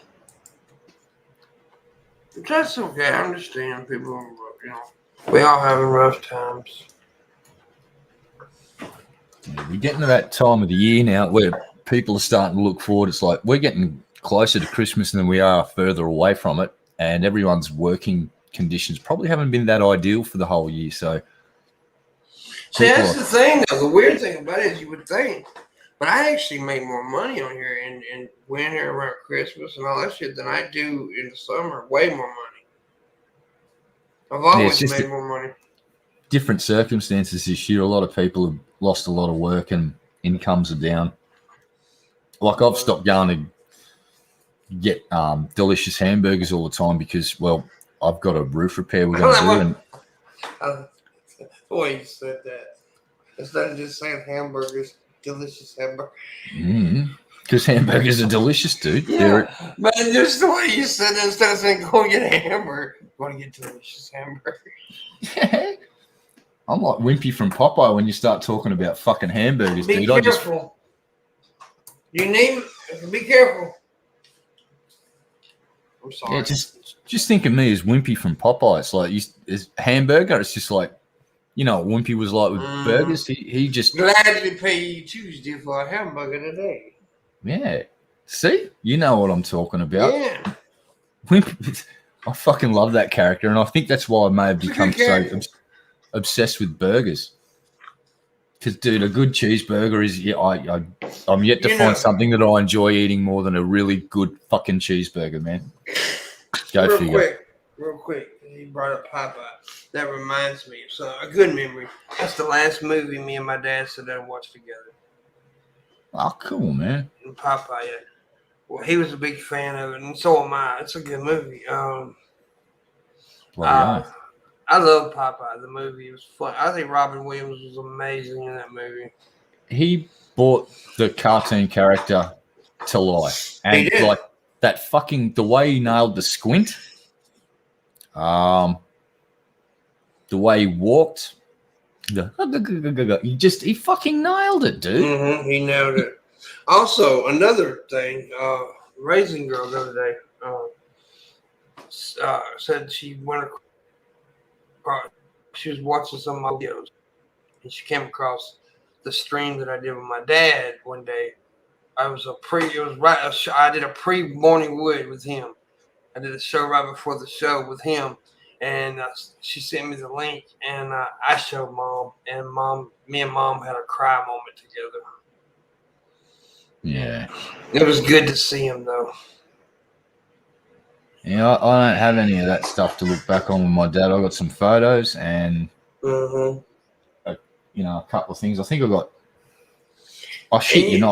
Our family's weird, dude, because we didn't do the photo. I think there's like 3 photos in existence of us all together. Really? Yeah. And one of them, sadly, is about a month before my mum died from cancer on Christmas Day. It's one of those photos that you got to keep, but you can't fucking look at. Yeah. It's like this cursed fucking memory. And it's like me watching my dad in that video. My dad was a performer. I mean, I don't know if a lot of people know this, but my dad was actually, he was a musician. He was a drummer, a singer. And he's just a natural performer. And I was watching him on that stream. He was just a natural performer, and it was good to watch. Yeah. My dad's natural habitat was fixing shit or doing shit. Like he blueprinted a Ferguson tractor by himself in our shed over about a 6-month period. Excuse me. He pulled the fucking thing down to its individual parts, replaced what needed to be replaced, and then put that fucking thing back together and repainted. And it was a Ferguson tractor from the 1950s, 1940s, and it looked brand new after he was done. Brand fucking new, this bright red Ferguson tractor. He even got the new chrome Ferguson badge, dude. It was like, that's cool. Never fucking forget that thing. It had the backhoe attachment. He fixed all of that shit up. He just poured his heart and soul into this fucking project. And this old beat up tractor came out looking like a fucking goddamn rock star. It was amazing. It was like Chip Foose hotted up a tractor. It looked a bit weird because it was so new, but it was so old at the same time. It was, and bright fucking red too. That's what I loved about that thing. It was so old that it had one of those seats on it. It was just a metal seat with 2 springs under it, and that was your fucking shock absorber for your ride. I wish you'd have got to talk to my dad because you're into music and I think you would have enjoyed a good conversation with him about this. Yeah. I would have been quizzing him about like the fucking heyday of when he was jamming.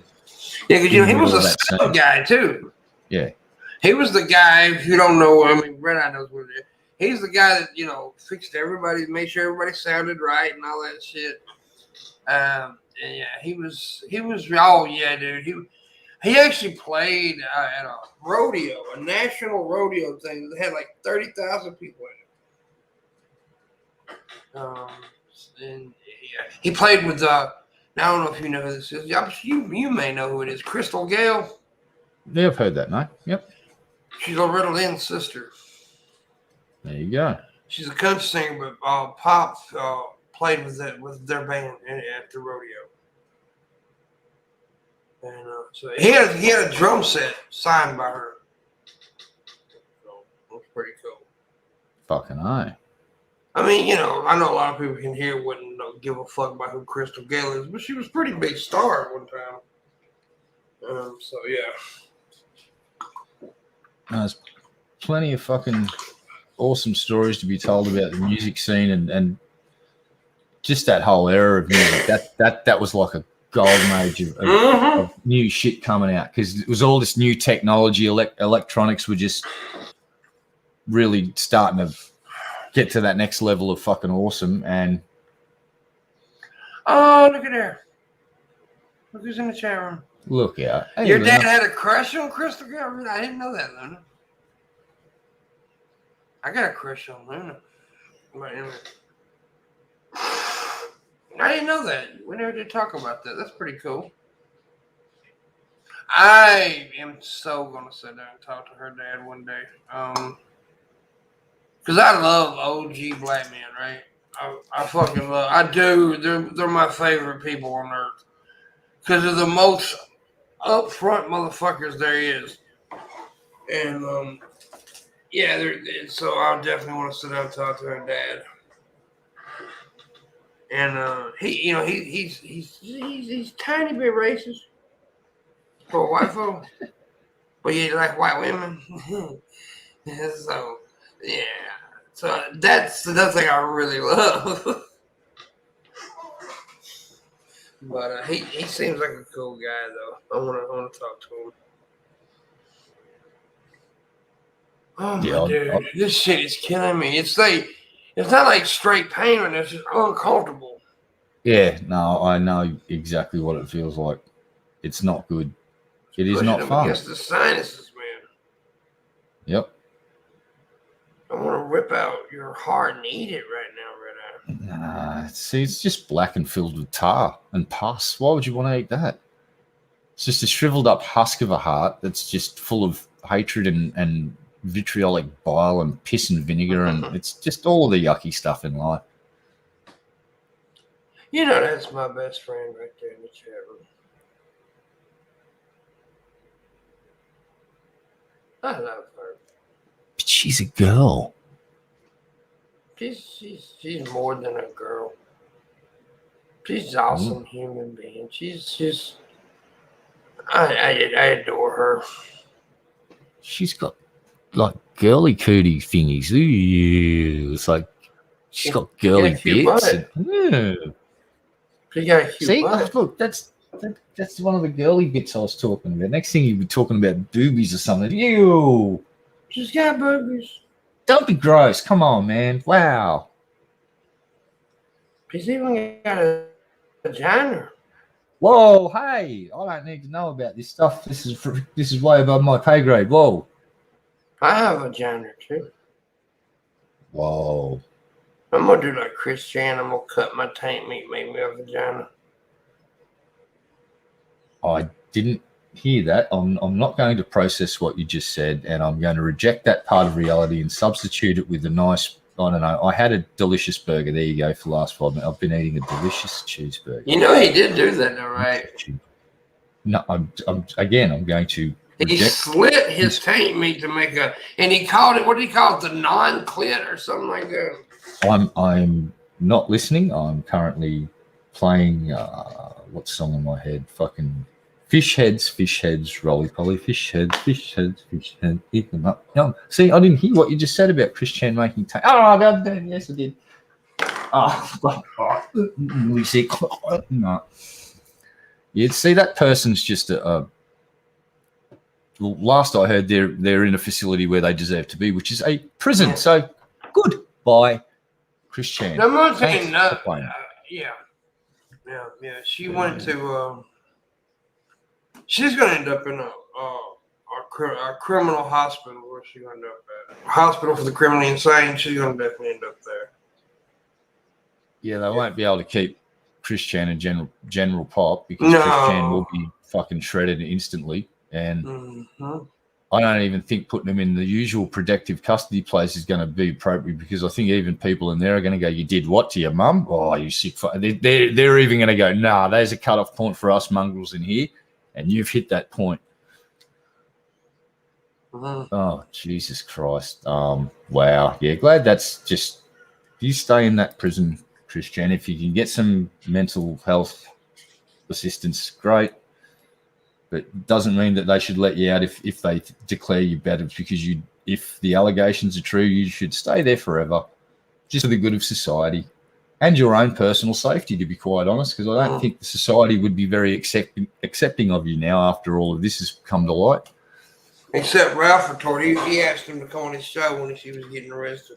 Well, you know why Ralph did that, because he's a piece of shit. Yeah, he's a massive shitlord, but the views would have been fucking.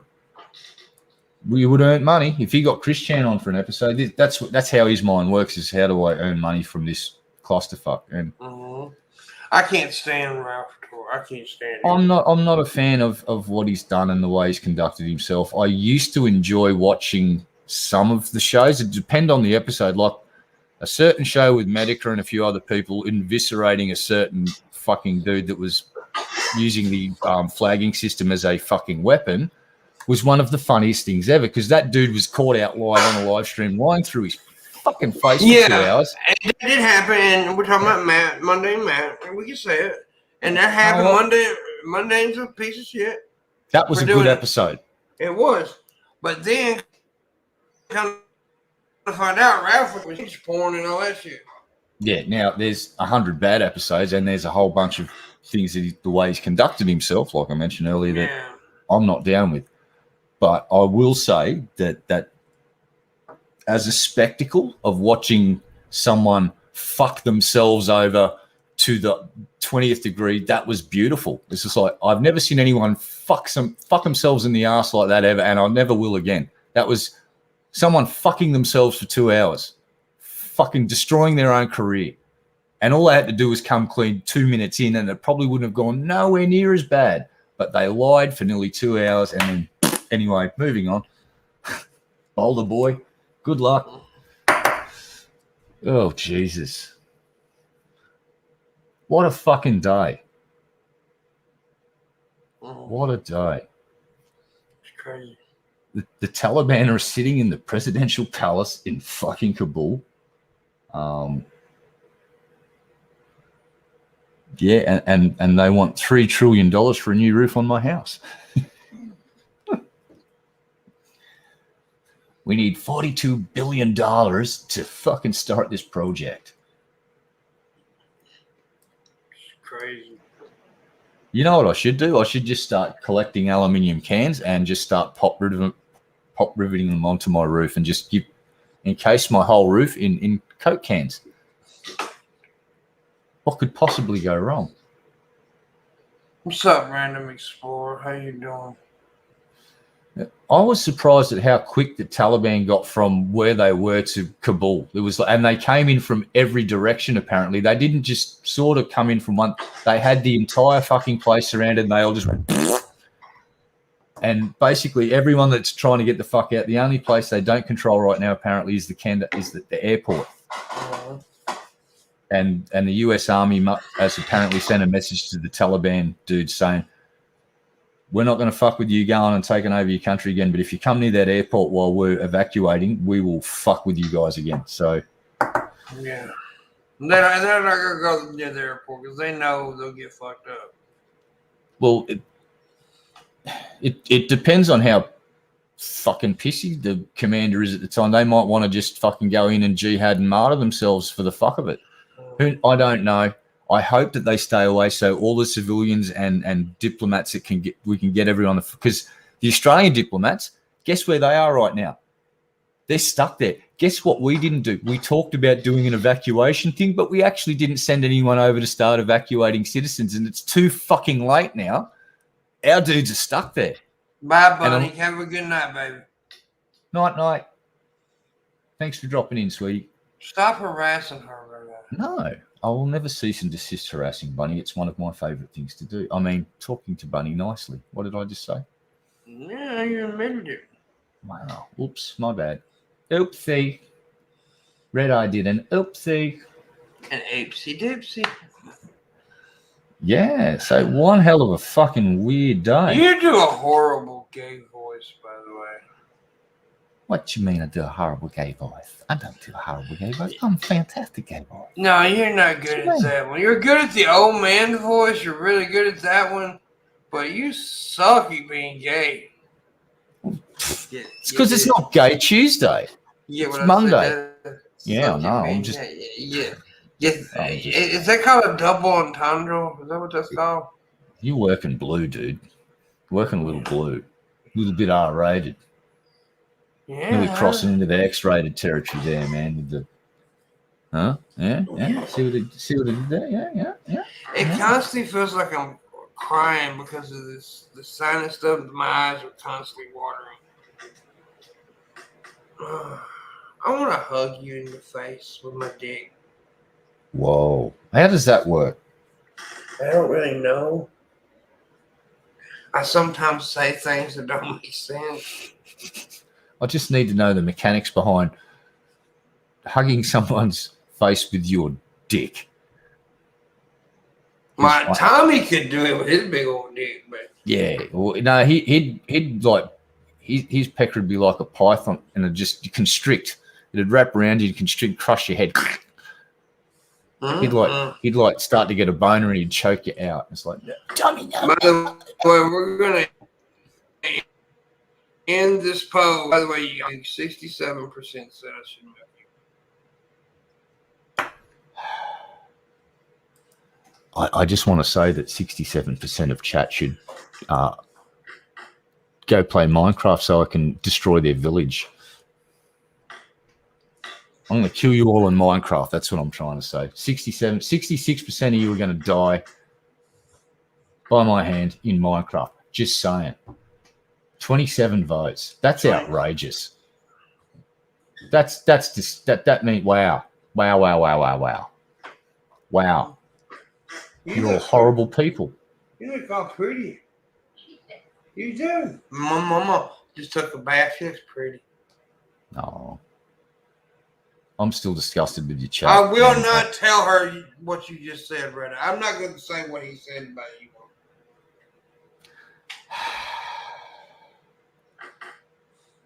You are the worst friend ever. Luna says she voted. I wonder what she voted. Yeah, I think she'd just like to see me getting milk so she could see me squeal and squirm and being distressed and stuff. We got Crendar on tomorrow show. Crendar wouldn't like to see me. Crendar's a stand-up guy. He would not allow you to milk me. He would step in and go, You shall not milk Red Eye. You shall not pass. Luna wants to milk you. Yeah, I'd let Luna milk me though. Motherfucker, I'll kill you, dude. That was so instant. I love it.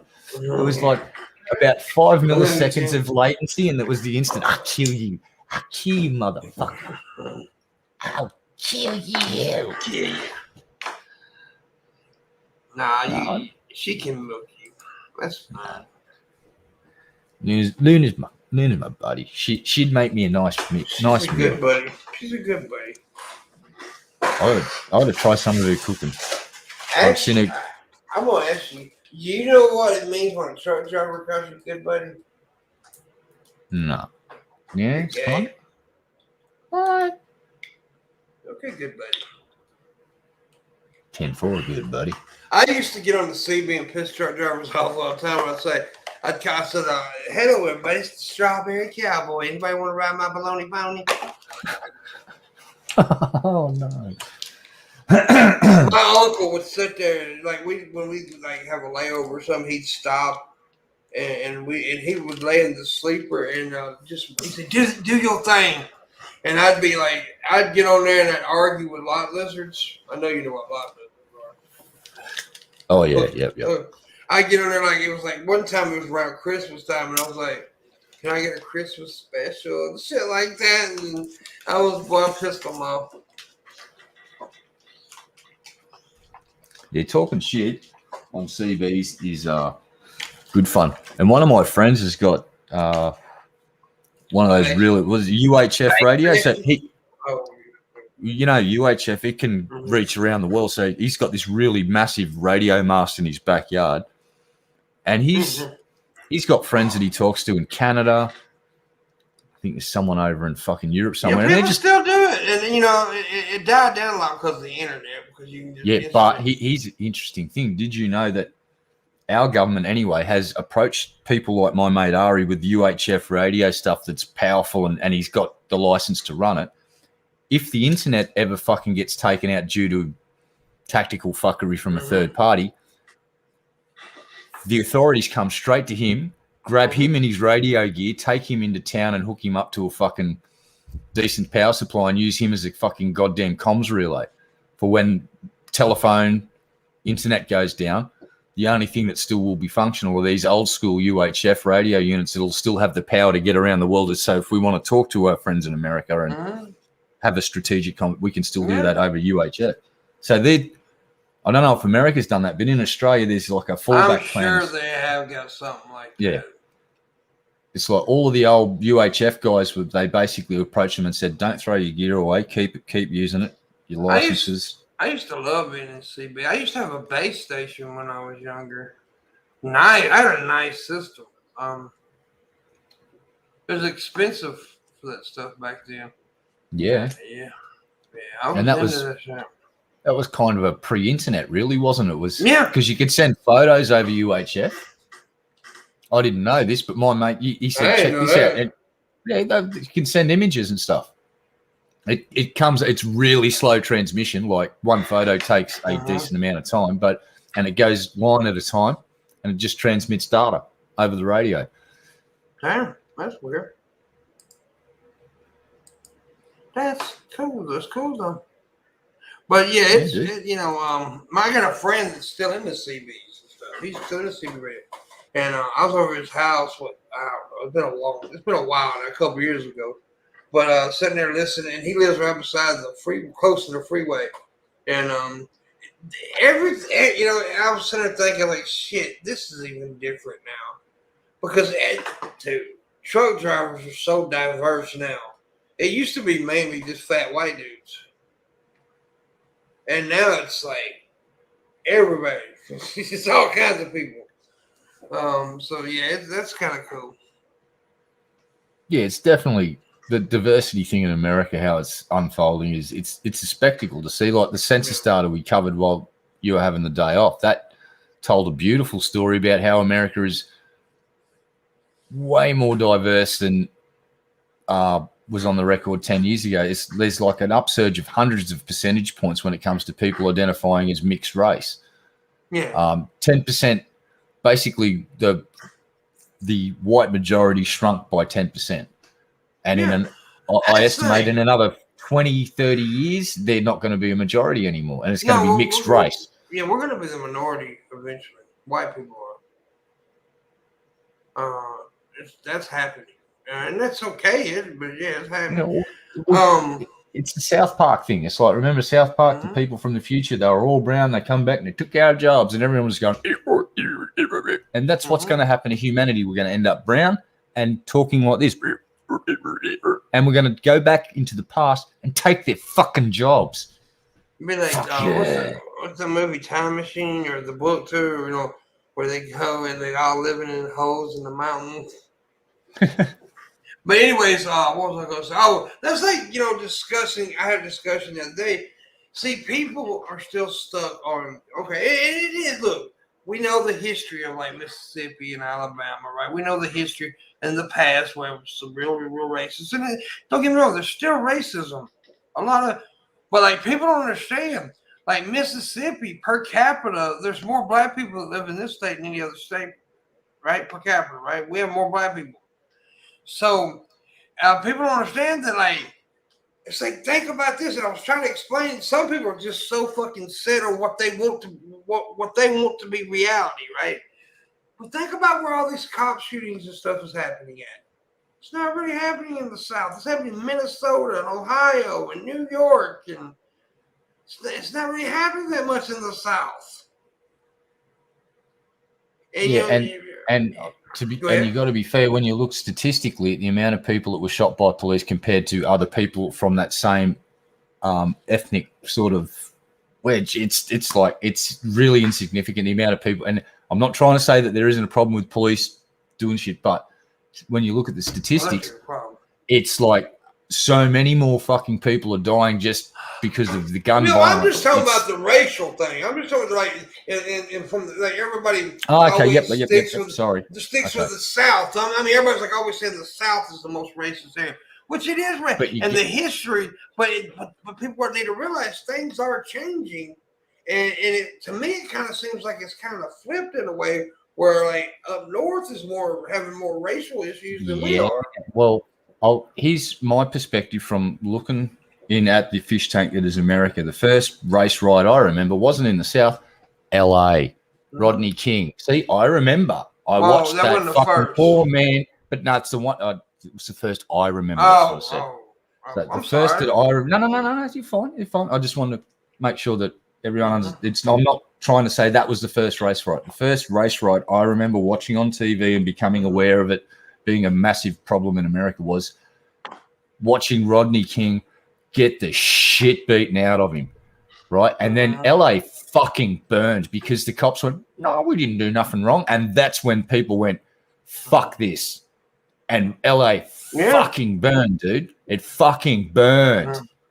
It looked like an apocalypse, man. I'm like, what the fuck? And that's where you get the term roof Koreans, because you see these fucking dudes that own their entire livelihoods in this shop, and they're on top of this shop with fucking guns, basically defending this shit because a bunch of fucking asshole cops have pushed the fucking community to breaking point and pushed them up way over the line. And that was when things started to change. And now, you don't know get what me wrong. I want to make this clear right quick. I know you make a good point, but I want to make clear that I'm not saying there's no racism in the Oh, South. fuck no. We're not saying that. No. But shit is way better than it was 60 years ago. It's getting better and it's improving. It is getting better. And also I see the things changing, like, because like the young, now I know I pick on the younger generation a lot, but here's the good thing about the younger generation. They were raised by the internet, right? And so they see things differently. And I do believe eventually the good old boy system in Mississippi is going to go out, and the younger generation that has different views are coming in, and I think things will change tremendously.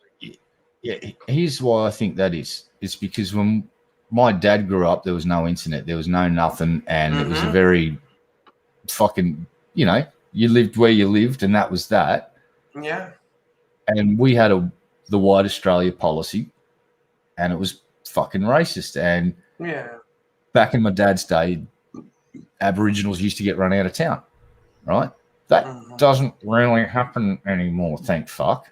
And we've gone to the point now where we've got Aboriginal senators, we've got Aboriginal community leaders, and just about, you know, Indigenous leaders and people from all different ethnicities being community leaders now. And kids have the internet. They don't see just their little town as the world. They see a fucking planet full of diverse culture. It's a big mixing bowl. And they get this shit earlier, and it helps them form their view of the world's way bigger than when we were kids. My view of the world when I was a kid was like, there's where I live and I can ride on my push bike. And then there's the rest of the world that you can read about in a magazine, basically, or a book. But now, I'm talking to my friend in fucking Mississippi. We've been hanging out talking shit in real time. It's fucking crazy. It is. And it's like me and Luna was talking today, and then when I brought this up, Luna wasn't in here, but I brought the conversation up that we had because it was very important to what we were, and Raising Girl backed it up and said it's like that here in Philadelphia as well. Luna said when she lived in New York, it was so racially divided, and it wasn't just like black and white. It was like the white Italians, the white Irish. Tribal. Yeah, very tribal in the big cities and stuff. But yet that doesn't get talked about like it does when, you know, everything's bad in the South. And it's like, you know, and look, I'm not just trying to defend the South. I'm just saying that we get such a huge, horrible reputation and get shit talked about all the time when other areas can be just as bad or worse. Yeah, well, from an outsider's perspective, I don't see the South as the fucking a boiling point of racism. I've seen more race riots in other places. Again, I'm just an outsider looking in, and LA is one of the big standout ones. It's like if young folks that, like, I'm 48, so when were the LA riots? That was the late 80s, wasn't it? And if you haven't seen footage of the LA riots, go and have a look at what happened to that fucking city after what they did to Rodney King came to light. And the people gave him a chance to do something about it, and the cops basically and the city just went, meh, and that's when everyone just went, fuck it. And the whole fucking city went, 1992. Thank you very much. And the city fucking burned, dude. And I'm sitting back watching this shit on TV, like they got live feeds coming in. And it was a fucking war zone, man. Look what happened in Baltimore not too long ago. Well, this is the point. Most of the big kickoffs that I've seen in the last fucking 20 years haven't been in Texas or Mississippi or Alabama or the southern states. They've been up more fucking northern states, and it kicks off pretty regularly now. Yeah. But the LA one was the big one for me. It's like LA burned, man. People fucking died. That was the wake up call, and that was when things started to change. And the other big one now is George Floyd. The fact that the police were getting prosecuted now, and it doesn't it doesn't take 5 years for them to bring charges. Like, the sea change there is amazing compared to what happened with Rodney King. They just went, nothing happened. Fuck off, you cunts. And then the city went, well, how about you fuck off? And at least this time with George Floyd, the big difference was instantly the blue wall did not spring up around them like it used to, and people are being held to account now. Things aren't fixed, but things are improving, and that's good. We need to keep our eye on the fucking ball and keep improving, though, because there's a lot of shit to fix. Yeah, and those are the ones that get covered. You don't hear. There's 1,000 stories a day that you don't hear about. And that's fucking absolutely right. And then what Real's trying to say that Real, you can't say that if something bad like that happened in the South, that shit get covered real fast. Yeah, here's the big difference about the KKK. And it does happen. The KKK membership is bleeding out. They're like the Church of England in England. In the UK, at current rates, the Church of England, the Anglican Church, will bleed out and have 0 fucking members by 2050 at their current rate of decline. KKK's in a very similar case. Yeah, they're not. They are not getting fresh recruits at the rate that they would like. I'll just say that. And if you could go and look at their books and get an actual count of membership, you will see that thing plunging off a cliff. Now, here's what I say about the difference. Here's the difference between the South racism and a lot of the racism that goes on North or West. And then, like I said, I'm not trying to take, there's not racism in the South. Of course there is. But it's more open down here. The Southern people tell you, I hate the N-word and stuff like that. They'll say it in these bigger cities like Northeast and stuff, they're really quiet. And that's the more dangerous ones, the ones that are plotting behind the scenes. Down here in the South, it's usually just fucking trash talk. You stupid motherfucking rednecks who aren't smart enough to do shit. There's just a bunch of shit that needs to be worked on still. But the fact is that after Rodney King, that brought it to the world's attention. Not just America. The whole world sat back and went, "What the fuck, America? What the fucking fuck?" But don't get me wrong, there's still racism in the South. I'm not saying that. We're not trying to say everything's great. Things are better. Just say that like the South still has that fucking tag that they're being the most racist. When there's some bad shit happening in areas that ain't the South, is just all I'm trying to say.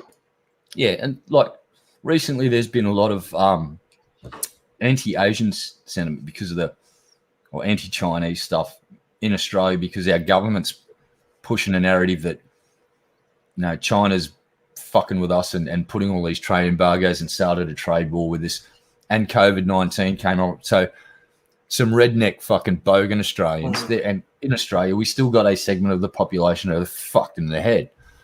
And they still think these ugly, gross thoughts and associate race with things like COVID-19 and stuff, which is just broken thinking. The good thing about it is, for instance, a local shop is owned by an Asian family, and some lady came in there and must have been having a bad day, but instead of just being a decent human being and not lashing out, she lashed out at the Asian person behind the counter and started abusing them racially. What this person didn't realise is there's a fucking CCTV camera there.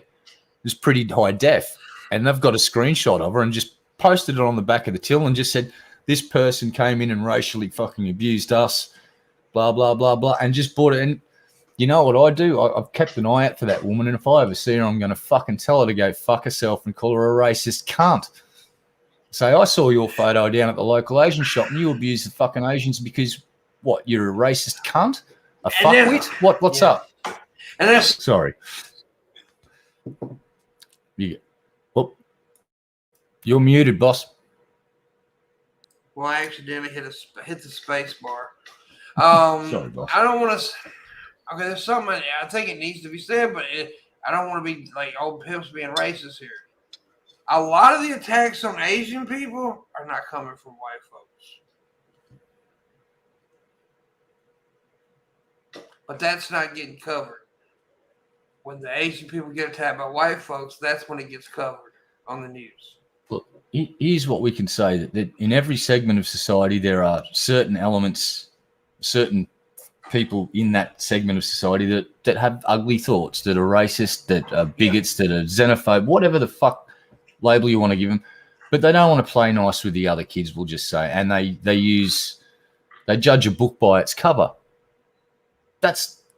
We will not evolve if we keep thinking like that. We've got to rise above that fucking shit, and it's hard because we're tribal. We've lived, and that's kept us alive, and that's what helped us thrive, actually, is being tribal and being frightened of things that were alien to us because it kept us safe. But it's a globe now. We live on a planet. We know we all exist.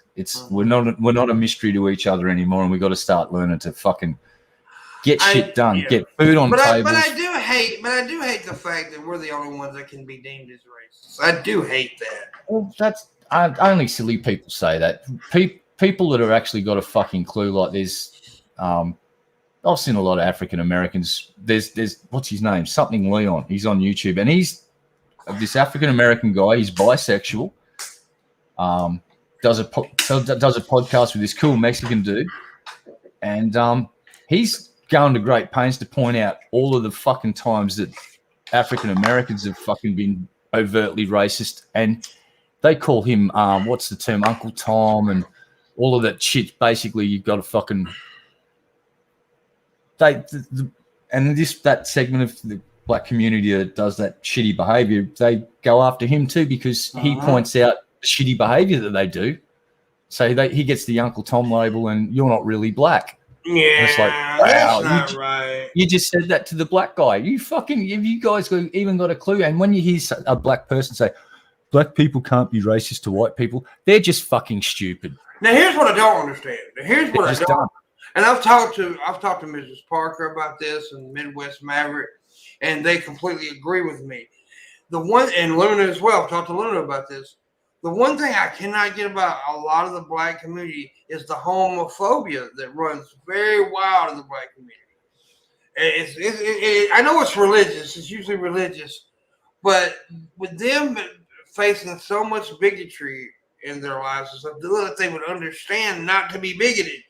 But that is one issue that really is strong in the black community is homophobia. Luna can tell you that real quick. I'm not exaggerating. I'm not being an asshole here. It's just true. It's a fact. And it all stems from religion. All right. I've just got a message from Landon. He sent me a video, and there's a YouTuber that's got a video out that explains why the Taliban were able to get so much of the country back. So I'm going to watch that later. Thanks, Landon. You're a boss, dude, because I'd like to understand. Landon hates German people. Yeah, the reason I'm so fascinated is from a military stand. I want to know how they just gathered so much of the country back up in a few short years. They took back their entire country from the fucking Allied troops. It's just an amazing military spectacle, and I want to understand how. So thank you, Landon. Well, the real and I said that he's also black. He says, I'm openly bisexual and I still get shit from other black people. He's like, you're right. Yeah, and I don't understand it because of the bigotry that the black community has seen so much of. It's like they would be more understanding, but that hate knows no boundaries, I guess. Yeah, it does drive me nuts when I see, I don't know, when I see an African American person being racist, it drives me nuts. It's like, you guys have been on the wrong end of the stick for so long, and to turn around and just conduct that exact, it just blows my fucking mind. Yeah, and it makes me incredibly depressed too. I get incredibly fucking depressed when I see that happen. It's like I genuinely just freak the fuck out. I got a story. My mom talked about it today. It's really fresh in my mind. That my dad, my father, he used to have this black friend, and they all went hunting and fishing one time, and he was the only black guy there, his friend. But all the guys were sitting around telling gay jokes, right? And they were all making fun of gay stuff. And my dad said he looked over and he noticed that their friend, the black guy friend, was just looking real funny. And I said later on they walked off, and he looked at my dad. He said, "Starling, can I ask you a question?" He said, "What if I told you that I was gay?" My dad said, "Well, you just be gay."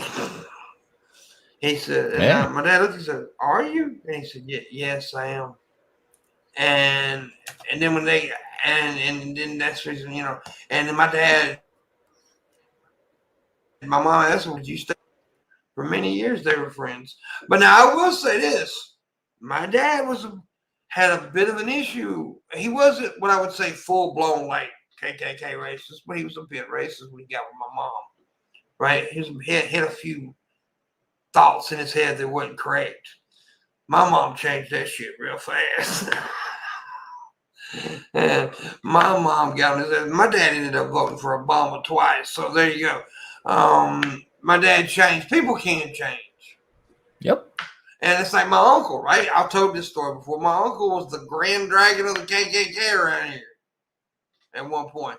His daughter, all three of his daughters actually were black guys, but his daughter had a mixed child, biracial child, and the moment he seen him, everything changed. Yep. Everything. Babies can melt fucking hearts and minds and change hatred into fucking. Oh, it's a little bit because how can you fucking hate a fucking you are truly damaged and you need to get some psychological help if you can genuinely look at a baby and hate it. It's just like you are wrong in the head and you need help. And I would get that person some serious help because I'd feel genuinely so bad for a person who could look at a baby, no matter what ethnicity it was, and go, I hate that thing because of the color of its skin or its facial, whatever the fuck they want to choose the arbitrary point of hatred. Yeah, and I'm going on what Tommy said with everything here. In like it was 2021, right? And when I hear people say racial shit or homophobic shit, I realize I really think like, how outdated are you, motherfucker? I mean, really, it's like it's 2021. Who gives a fuck if somebody's sucking a dick? Yeah, it's look in Australia, I've mentioned this before. It used to be in my state, the police used to go out and actively patrol, entrap gay men, and either beat the fuck out of them or arrest them or both. And it was basically illegal to fucking have a relationship with a fucking another man in this state. And fuck you, if you got caught fucking another man, you were. And this was on the books right up until the fucking turn of the century, dude. Yeah. It's fucking crazy. Oh, Pimp's taking a quick break. So, yeah, racism's really silly. My mum taught me a valuable lesson when I was young and basically taught me to don't judge a book by its cover thing, and I must have comprehended it on some level because I base my opinion not on the way people look, but what they say and the way they act. And in chat's a good example. I don't know what race anyone is, except for the few people that I've met. But most of the people in there, I couldn't. Luna's white. Yeah, well, I don't know most people are. They're black, white, yellow, red, whatever the fuck. Tommy's penis is black. The rest of them is white. All right, so it doesn't matter to me. It matters to me how you act, what you do, and what you say. That's the important shit. What you look like, and what your parents were, and where they and the way we look's affected more about geography. It's how we adapted to the fucking conditions. That's wherever our ancestors were, and they were there for generations, and they adapted to those conditions. And then because of modern technology, we've now spread out all over the world, and that we're going to like the South Park. You dude, yeah. I was lucky because I grew up. A white kid in Mississippi. I could have easily been racist. But I was lucky. I had a mom who was so fucking liberal and shit. She, I didn't know to hate gay people or to hate black people because I wasn't taught that. And hate is taught. Here's the perfect example. You put two little kids, 1 and 2 years old, out in the fucking playground. They don't give a shit if they're black or white. No. It's only when parents start projecting their bullshit into their fucking little spongy brains that they start to fucking learn these behaviors. And you're absolutely right. Let's get kids from every ethnicity on this fucking planet and take them to a stadium and unleash them with a bunch of toys. And I bet you they don't fucking break off into ethnic claves and start fucking having fucking wars on the fucking goddamn football field. You know what happens? There'll just be this patchwork of kids running around being fucking kids. We're all told. Yeah, because they don't see that shit like we do. They just see fucking other kids, mate. So let's get our... Dude, earlier tonight, there was a black gay guy sitting at my fucking table. I mean, he's our good friend. I was raised up with him. So, I mean, I was never taught that. And I was lucky to not be taught that. So, I was always lucky in that area. But I know a lot of people, a lot of my friends who didn't understand that, heard their dad say, fuck them F words and shit like that. And yep. Look, I grew up in the same sort of environment where the actual state law was it's illegal to be like that. So here's where I learned a valuable lesson. I spent a Christmas with one of my ex-girlfriends. Because I knew a new boy, and we got along well really. So I just went out. We had an orphans Christmas. So if no one had the family, everyone's families are away. Come around here, and a fucking gay couple rocked up. Roger and what's the other guy's name? Dave, I think. And they were the best couple ever. So the first dude walks in. He's like 6'3", looks like a biker dude, right? Mm-hmm. Looks like he could kick the shit out of anybody. Looked like he might have had a mean streak. Then his partner walks in. He's 1.5 feet shorter, going bald, big beard, wearing a Hawaiian shirt. He's tubby. He looks like a little Cartman with a beard and going bald, and those two, then I had the best Christmas fucking ever listening to these two carry on like a pork chop. This couple, they were like an old married couple. But you just imagine a big biker-looking dude arguing with this short, fat little balding dude with a beard, but lovingly like they were fucking your grandparents. And that's what it was like. It was the best thing ever. And whatever ideas or preconceptions I had about homosexuality got blown out the fucking door and never to be seen again. That day they're just people in a relationship, and it's exactly the only difference between a hetero and a homosexual couple is that the homosexual couple has different genitalia, so they have different fun times. That's it. The rest of it is like you tolerate people's furfies and you have fun. Yeah. Yeah, look, life's all about learning shit. And funnily enough, being exposed to a gay couple on a Christmas day really just was the biggest. And I was about 23 at the time.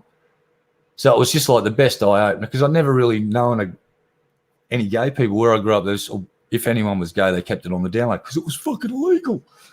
Now, everyone's out and about. They've kicked the fucking closet doors off the fucking wardrobe and they're out in their, pride parades. It's fucking great. I don't know why I just thought about this, but I did. I remember when I was in 7th grade, I had a science teacher. She would pray every time before we start the class, right?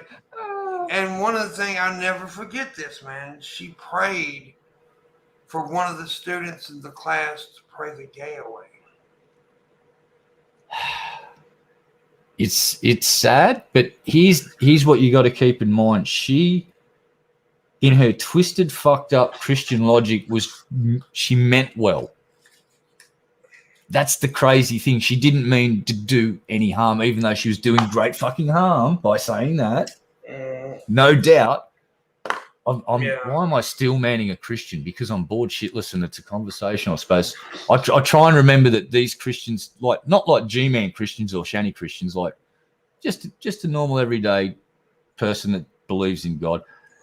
And they say that sort of a prayer. It's like, all right, you can look on it now with how long ago was this? 25? Oh, God, dude. Yeah. We can look back through that lens and go, Jesus fucking Christ, when we grew up, we grew up in some crazy times. But then I'll look back at, about 30 years ago. Yeah. I was about 13, so yeah. When I was growing up, black and white minstrel shows used to be on TV all the time. They used to do blackface on the talent shows around here, and it wasn't frowned upon.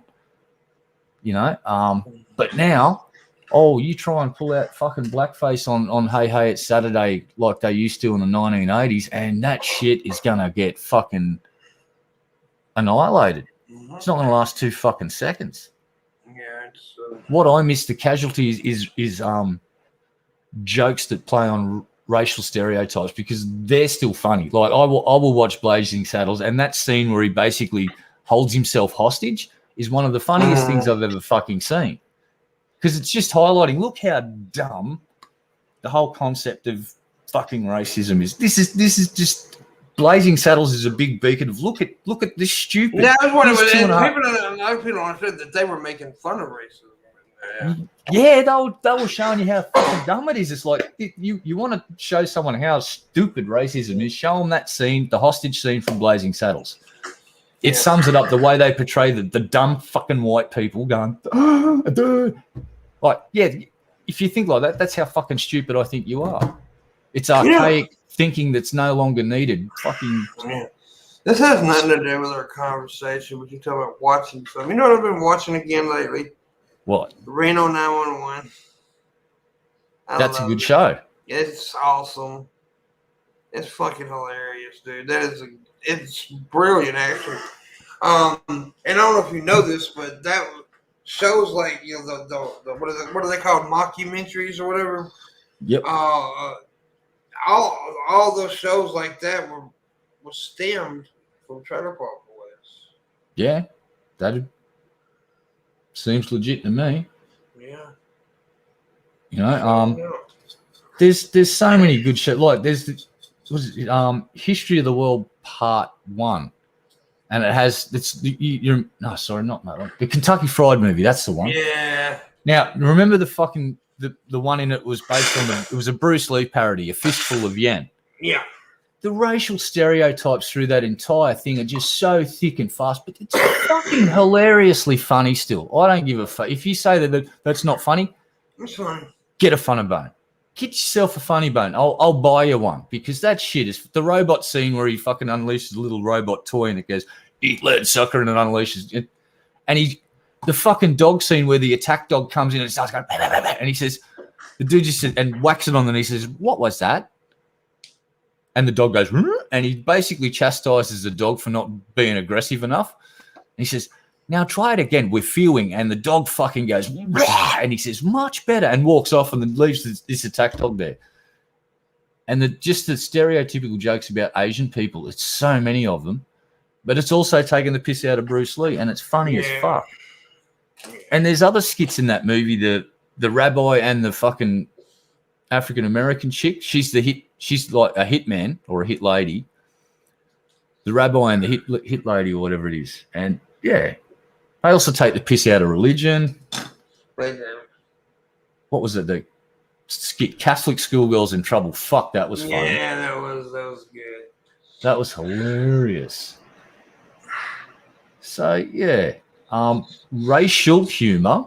Pimp said this before, and I'm just backing what he's. And I think even Miss Parker and Black Guy too. Like Dave Chappelle's racial humor is funny. If anyone says Dave Chappelle's shit ain't funny, it's like, oh please. There's a difference between being racial and racist.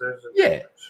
Like you can highlight racism and make a joke about it, and not be racist.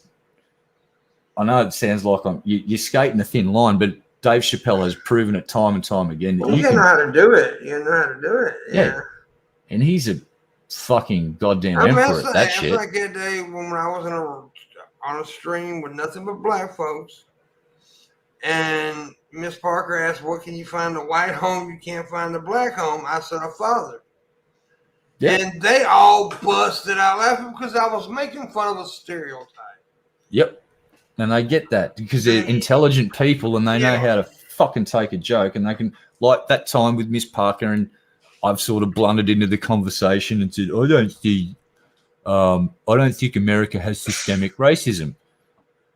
And Monty's had to do it to me too because I just got this perception problem because I'm fucking stupid. Well, you're also an Australian. You don't know how it works in America. And I did admit I'm looking. It's kind of me looking at a fish tank, and I'm trying to get. I'm not in the fish tank swimming around. I'm just looking at it. And Miss Parker explained a very similar thing to me that Monty did, and that's why I've got a hell of a lot of respect for those two folks. Is because instead of jumping down my throat, going, "You ignorant prick, fuck you," this is what I've got to deal with. Monty really kindly explained to me.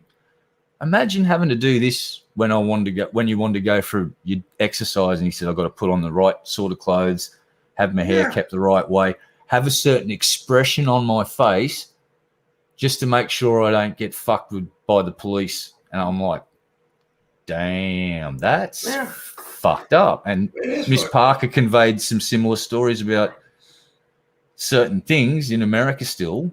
If you're black, you have to, how do I put this, jump through certain hoops to avoid getting fucked with by the authorities. And hopefully that's going to rapidly change after the last 2 years of events. Like I hope to see that sea change soon, where people like Mrs. Parker and Monty don't have to worry about how they're conducting themselves in public in fear of being fucked with by the authorities. Well, that's like when a black guy, this is sad. You got to think about it. A black man or a black mother has to teach their kids when you get pulled over, make sure your hands are tended to. Make sure you're looking straight ahead. Make sure you smile and answer every question. You can't, and that's kind of sad. Yeah, you don't have to train. I don't have to train to get that sort of, shit's fucked up when it's on that level that Monty and Mrs. Parker are talking about. I just have to go, fuck, because I when I'm looking at the fish tank, I say, oh look, they've elected a black president. Look, the upper echelons of most sports, there's plenty of black people. Up in top tier businesses, there's black people running that. And my trade of thought was, if there was that really ingrained racism, black people wouldn't get ahead. It'd be like apartheid in South Africa, where they were just kept on the bottom rung of the fucking ladder. Well, yeah, shit's a little bit different there. If you give the illusion that people have certain fucking privileges and freedoms, you can get away with a whole bunch of shit in the shade still. And I know that's not the best explanation. I hope people are making sense of it, but it does make sense. It's just different, and you can point out, well, look at these successful black people. Yeah, but that's also, that's not the middle class. It's not the lower class. They don't have to go through that, but the lower class people do. The middle class people do. And I see it. I grew up in the hood, right? I see it all the time where I've been in situations when I was, grew up, and I would be in the crowd that the cops came in and busted up. They left me alone. But everybody else was getting thrown around and shit. Yeah, that's fucked up. And we again, and white privilege does not mean white people. And that's the thing. Well, I've heard white people say, well, I suffer. That doesn't mean that. It doesn't mean that white people don't have problems. They're not taken away from that you don't have issues in life. Yeah, I get that. Now, I used to actually have that misunderstanding of, so what I understand white privilege to be now is, if, let's just say I went to America and I'm standing in a car park somewhere and there happens to be a bunch of African Americans and some Latin Americans and a whole bunch of different ethnicities, and me standing there. If they come into that car park busted up, odds are I probably won't get crash tackled. If I just stand there and keep my hands in view and just don't move, they're probably not going to crash tackle me and fuck with me. Whereas all the other guys, they're just going to go fucking. Now, there is certain types of white people that get profiled. Like me, right? I get profiled sometimes. Look, I'm bald, I'm tatted up. I look like a fucking criminal. Yeah. So but not like the black people are going through. So, I mean, yeah, everybody gets profiled sometimes, but it's different. Yeah. It's just different. And that privilege thing, again, getting back to that, I don't have to worry about what I'm wearing, how my hair's kept, or the look on my face. I can walk around my town looking like I want to murder someone. No one's going to fucking say shit to me, right? But a lot of people do want to take the white privilege thing and say, well, we suffer too. I'm broke. That isn't what that means. Yeah. I get that now. Yeah. And I didn't get it before, but there's this, once it was explained to me properly, it's like, you wouldn't have to worry about, or the chances of me being shot in a traffic stop in America are greatly diminished because of the color of my skin. As long as I keep my hands on the steering wheel, I could be belligerent as fucking fuckers. I could just tell that cop to go fuck himself. And as long as I give him the documentation and I keep my hands on the steering wheel, I'm Dude, not getting arrested. I can there's call that plenty- cop a cunt and a piece of shit and a scumbag, motherfucking goddamn road pirate, blah, blah, blah, and go full sovereign citizen. As long as I give him my license, registration, and I answer their questions, they're not going to arrest me.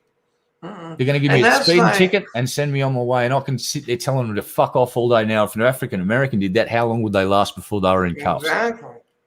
And that's like white privilege. Yes, exactly. It's what white people. And that's like all these white people usually show the racism like when they it's like with the white privilege saying, "Well, I suffer." That's not what I mean. Black lives matter. Well, all lives matter.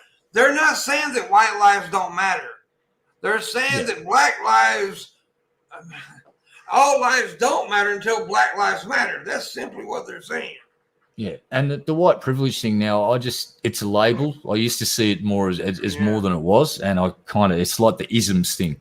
I used to get annoyed by it, but after 2 conversations, Monty in this park, I kind of... you gotta watch it and see the experiences. And you talk to people who's experienced it. You change your opinion, and that's good. But that's like I brought up one night, and it's true. Like me, right? I don't have a college education. Hannibal does. I don't, and so, but you dress me up in a suit, dress him up in a suit, and put us in a job interview. I'd most likely get the fucking job because of the color of my skin. Yeah. See.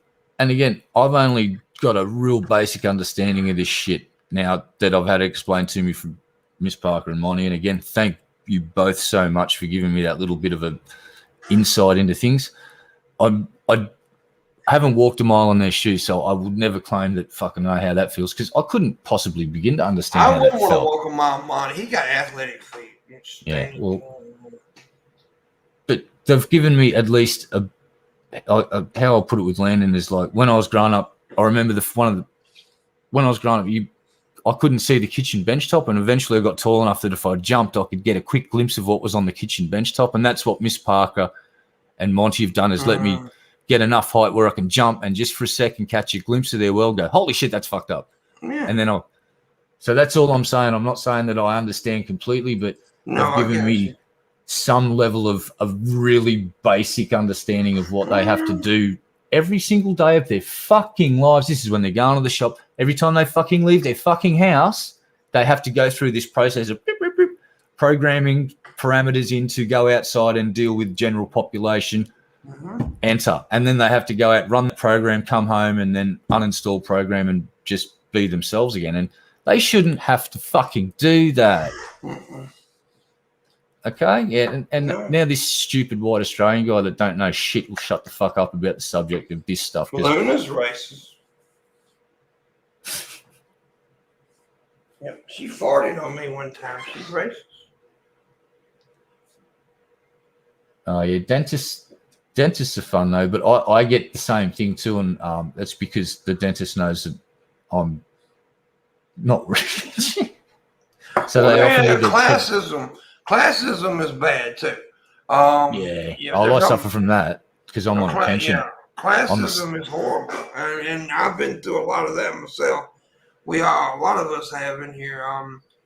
And classism is horrible. Here's a real good example. COVID-19 vaccinations in Australia, because we had such a limited supply, they drew up a list of most important to least important. And it went 1A, 1B, 1C, 2, 2A, blah, blah, blah, 3, 3A, blah, blah, blah, 4. I was 4B. Like I am on the lowest rung of the ladder, and I'm not even, there's a tier above my shittiness. It's like, well, that's my worth in this society.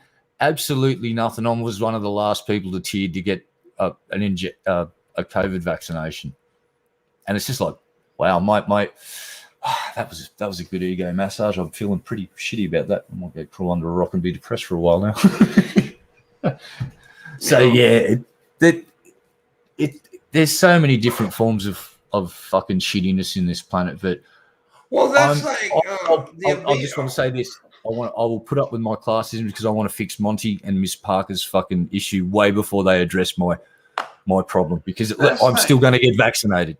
But back to classism and stuff, though, that's like people don't understand. Like people's like, well, if they're poor, why is there so many? so much obesity in the poor communities? Because that's all they can afford is foods that makes them fat. Because a poor person with a family can't go into Whole Foods.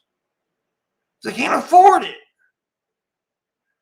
It's much cheaper to like feed your 3 or 4 kids a taco meal than it is going to Whole Foods and feed them a healthy meal. It's just facts. It's just the way it is. No, you're right. A fresh kilo of steak out here is $25 now for a good steak. Fresh vegetables away, and it's way cheaper to go down and get some really shitty processed food and feed it to your starving kids, and then they've got something in their guts, but it's not. The nutritional value of it may be questionable, and we shouldn't be doing that because we've shown there's been lots of good inner city projects in America where they do urban gardens. And I think one of the things Sydney needs to look at is some high-rise buildings that may be underutilized. You could turn into hydroponic farms pretty fucking easily. And maybe start building some these new style future farms, as they call them. And there's plenty of cool designs out there where they just build farms vertically and you pump water up the top and then let it gravity pull it back down. You feed all the plants on the way back down. Yeah. You all right, boss? Hurting? Yeah, just the same. I blame Luna. Yeah. Well, I've got no tips tonight either. But that's all right. It's all right. We're here to entertain the people. Fuck the people. I'll love them up. I'll make sexy fun, happy times with them. But I don't know if just aggressively fucking them. I'm actually going to go here in a minute because I've already been going for 3 hours tonight. And I'm starting to feel rough again, so. No worries, boss. Yeah, my damn business area is feeling like shit. I will make a final plea. Over the next few weeks, we'll be trying to talk the boss into getting some of this dental work done. So any donations will be much appreciated because, yeah, we got to get you back 100% fight and fit because it's kind of hard to be funny when you're in pain constantly from this pressure in your head, like a little xenomorph trying to dig its way out of your face. So let's fix that shit.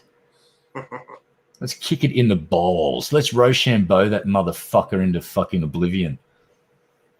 Yeah. So if you could spare a buck, I'd be most appreciative, and so would the boss. So thank you for watching, folks. You're all sexy.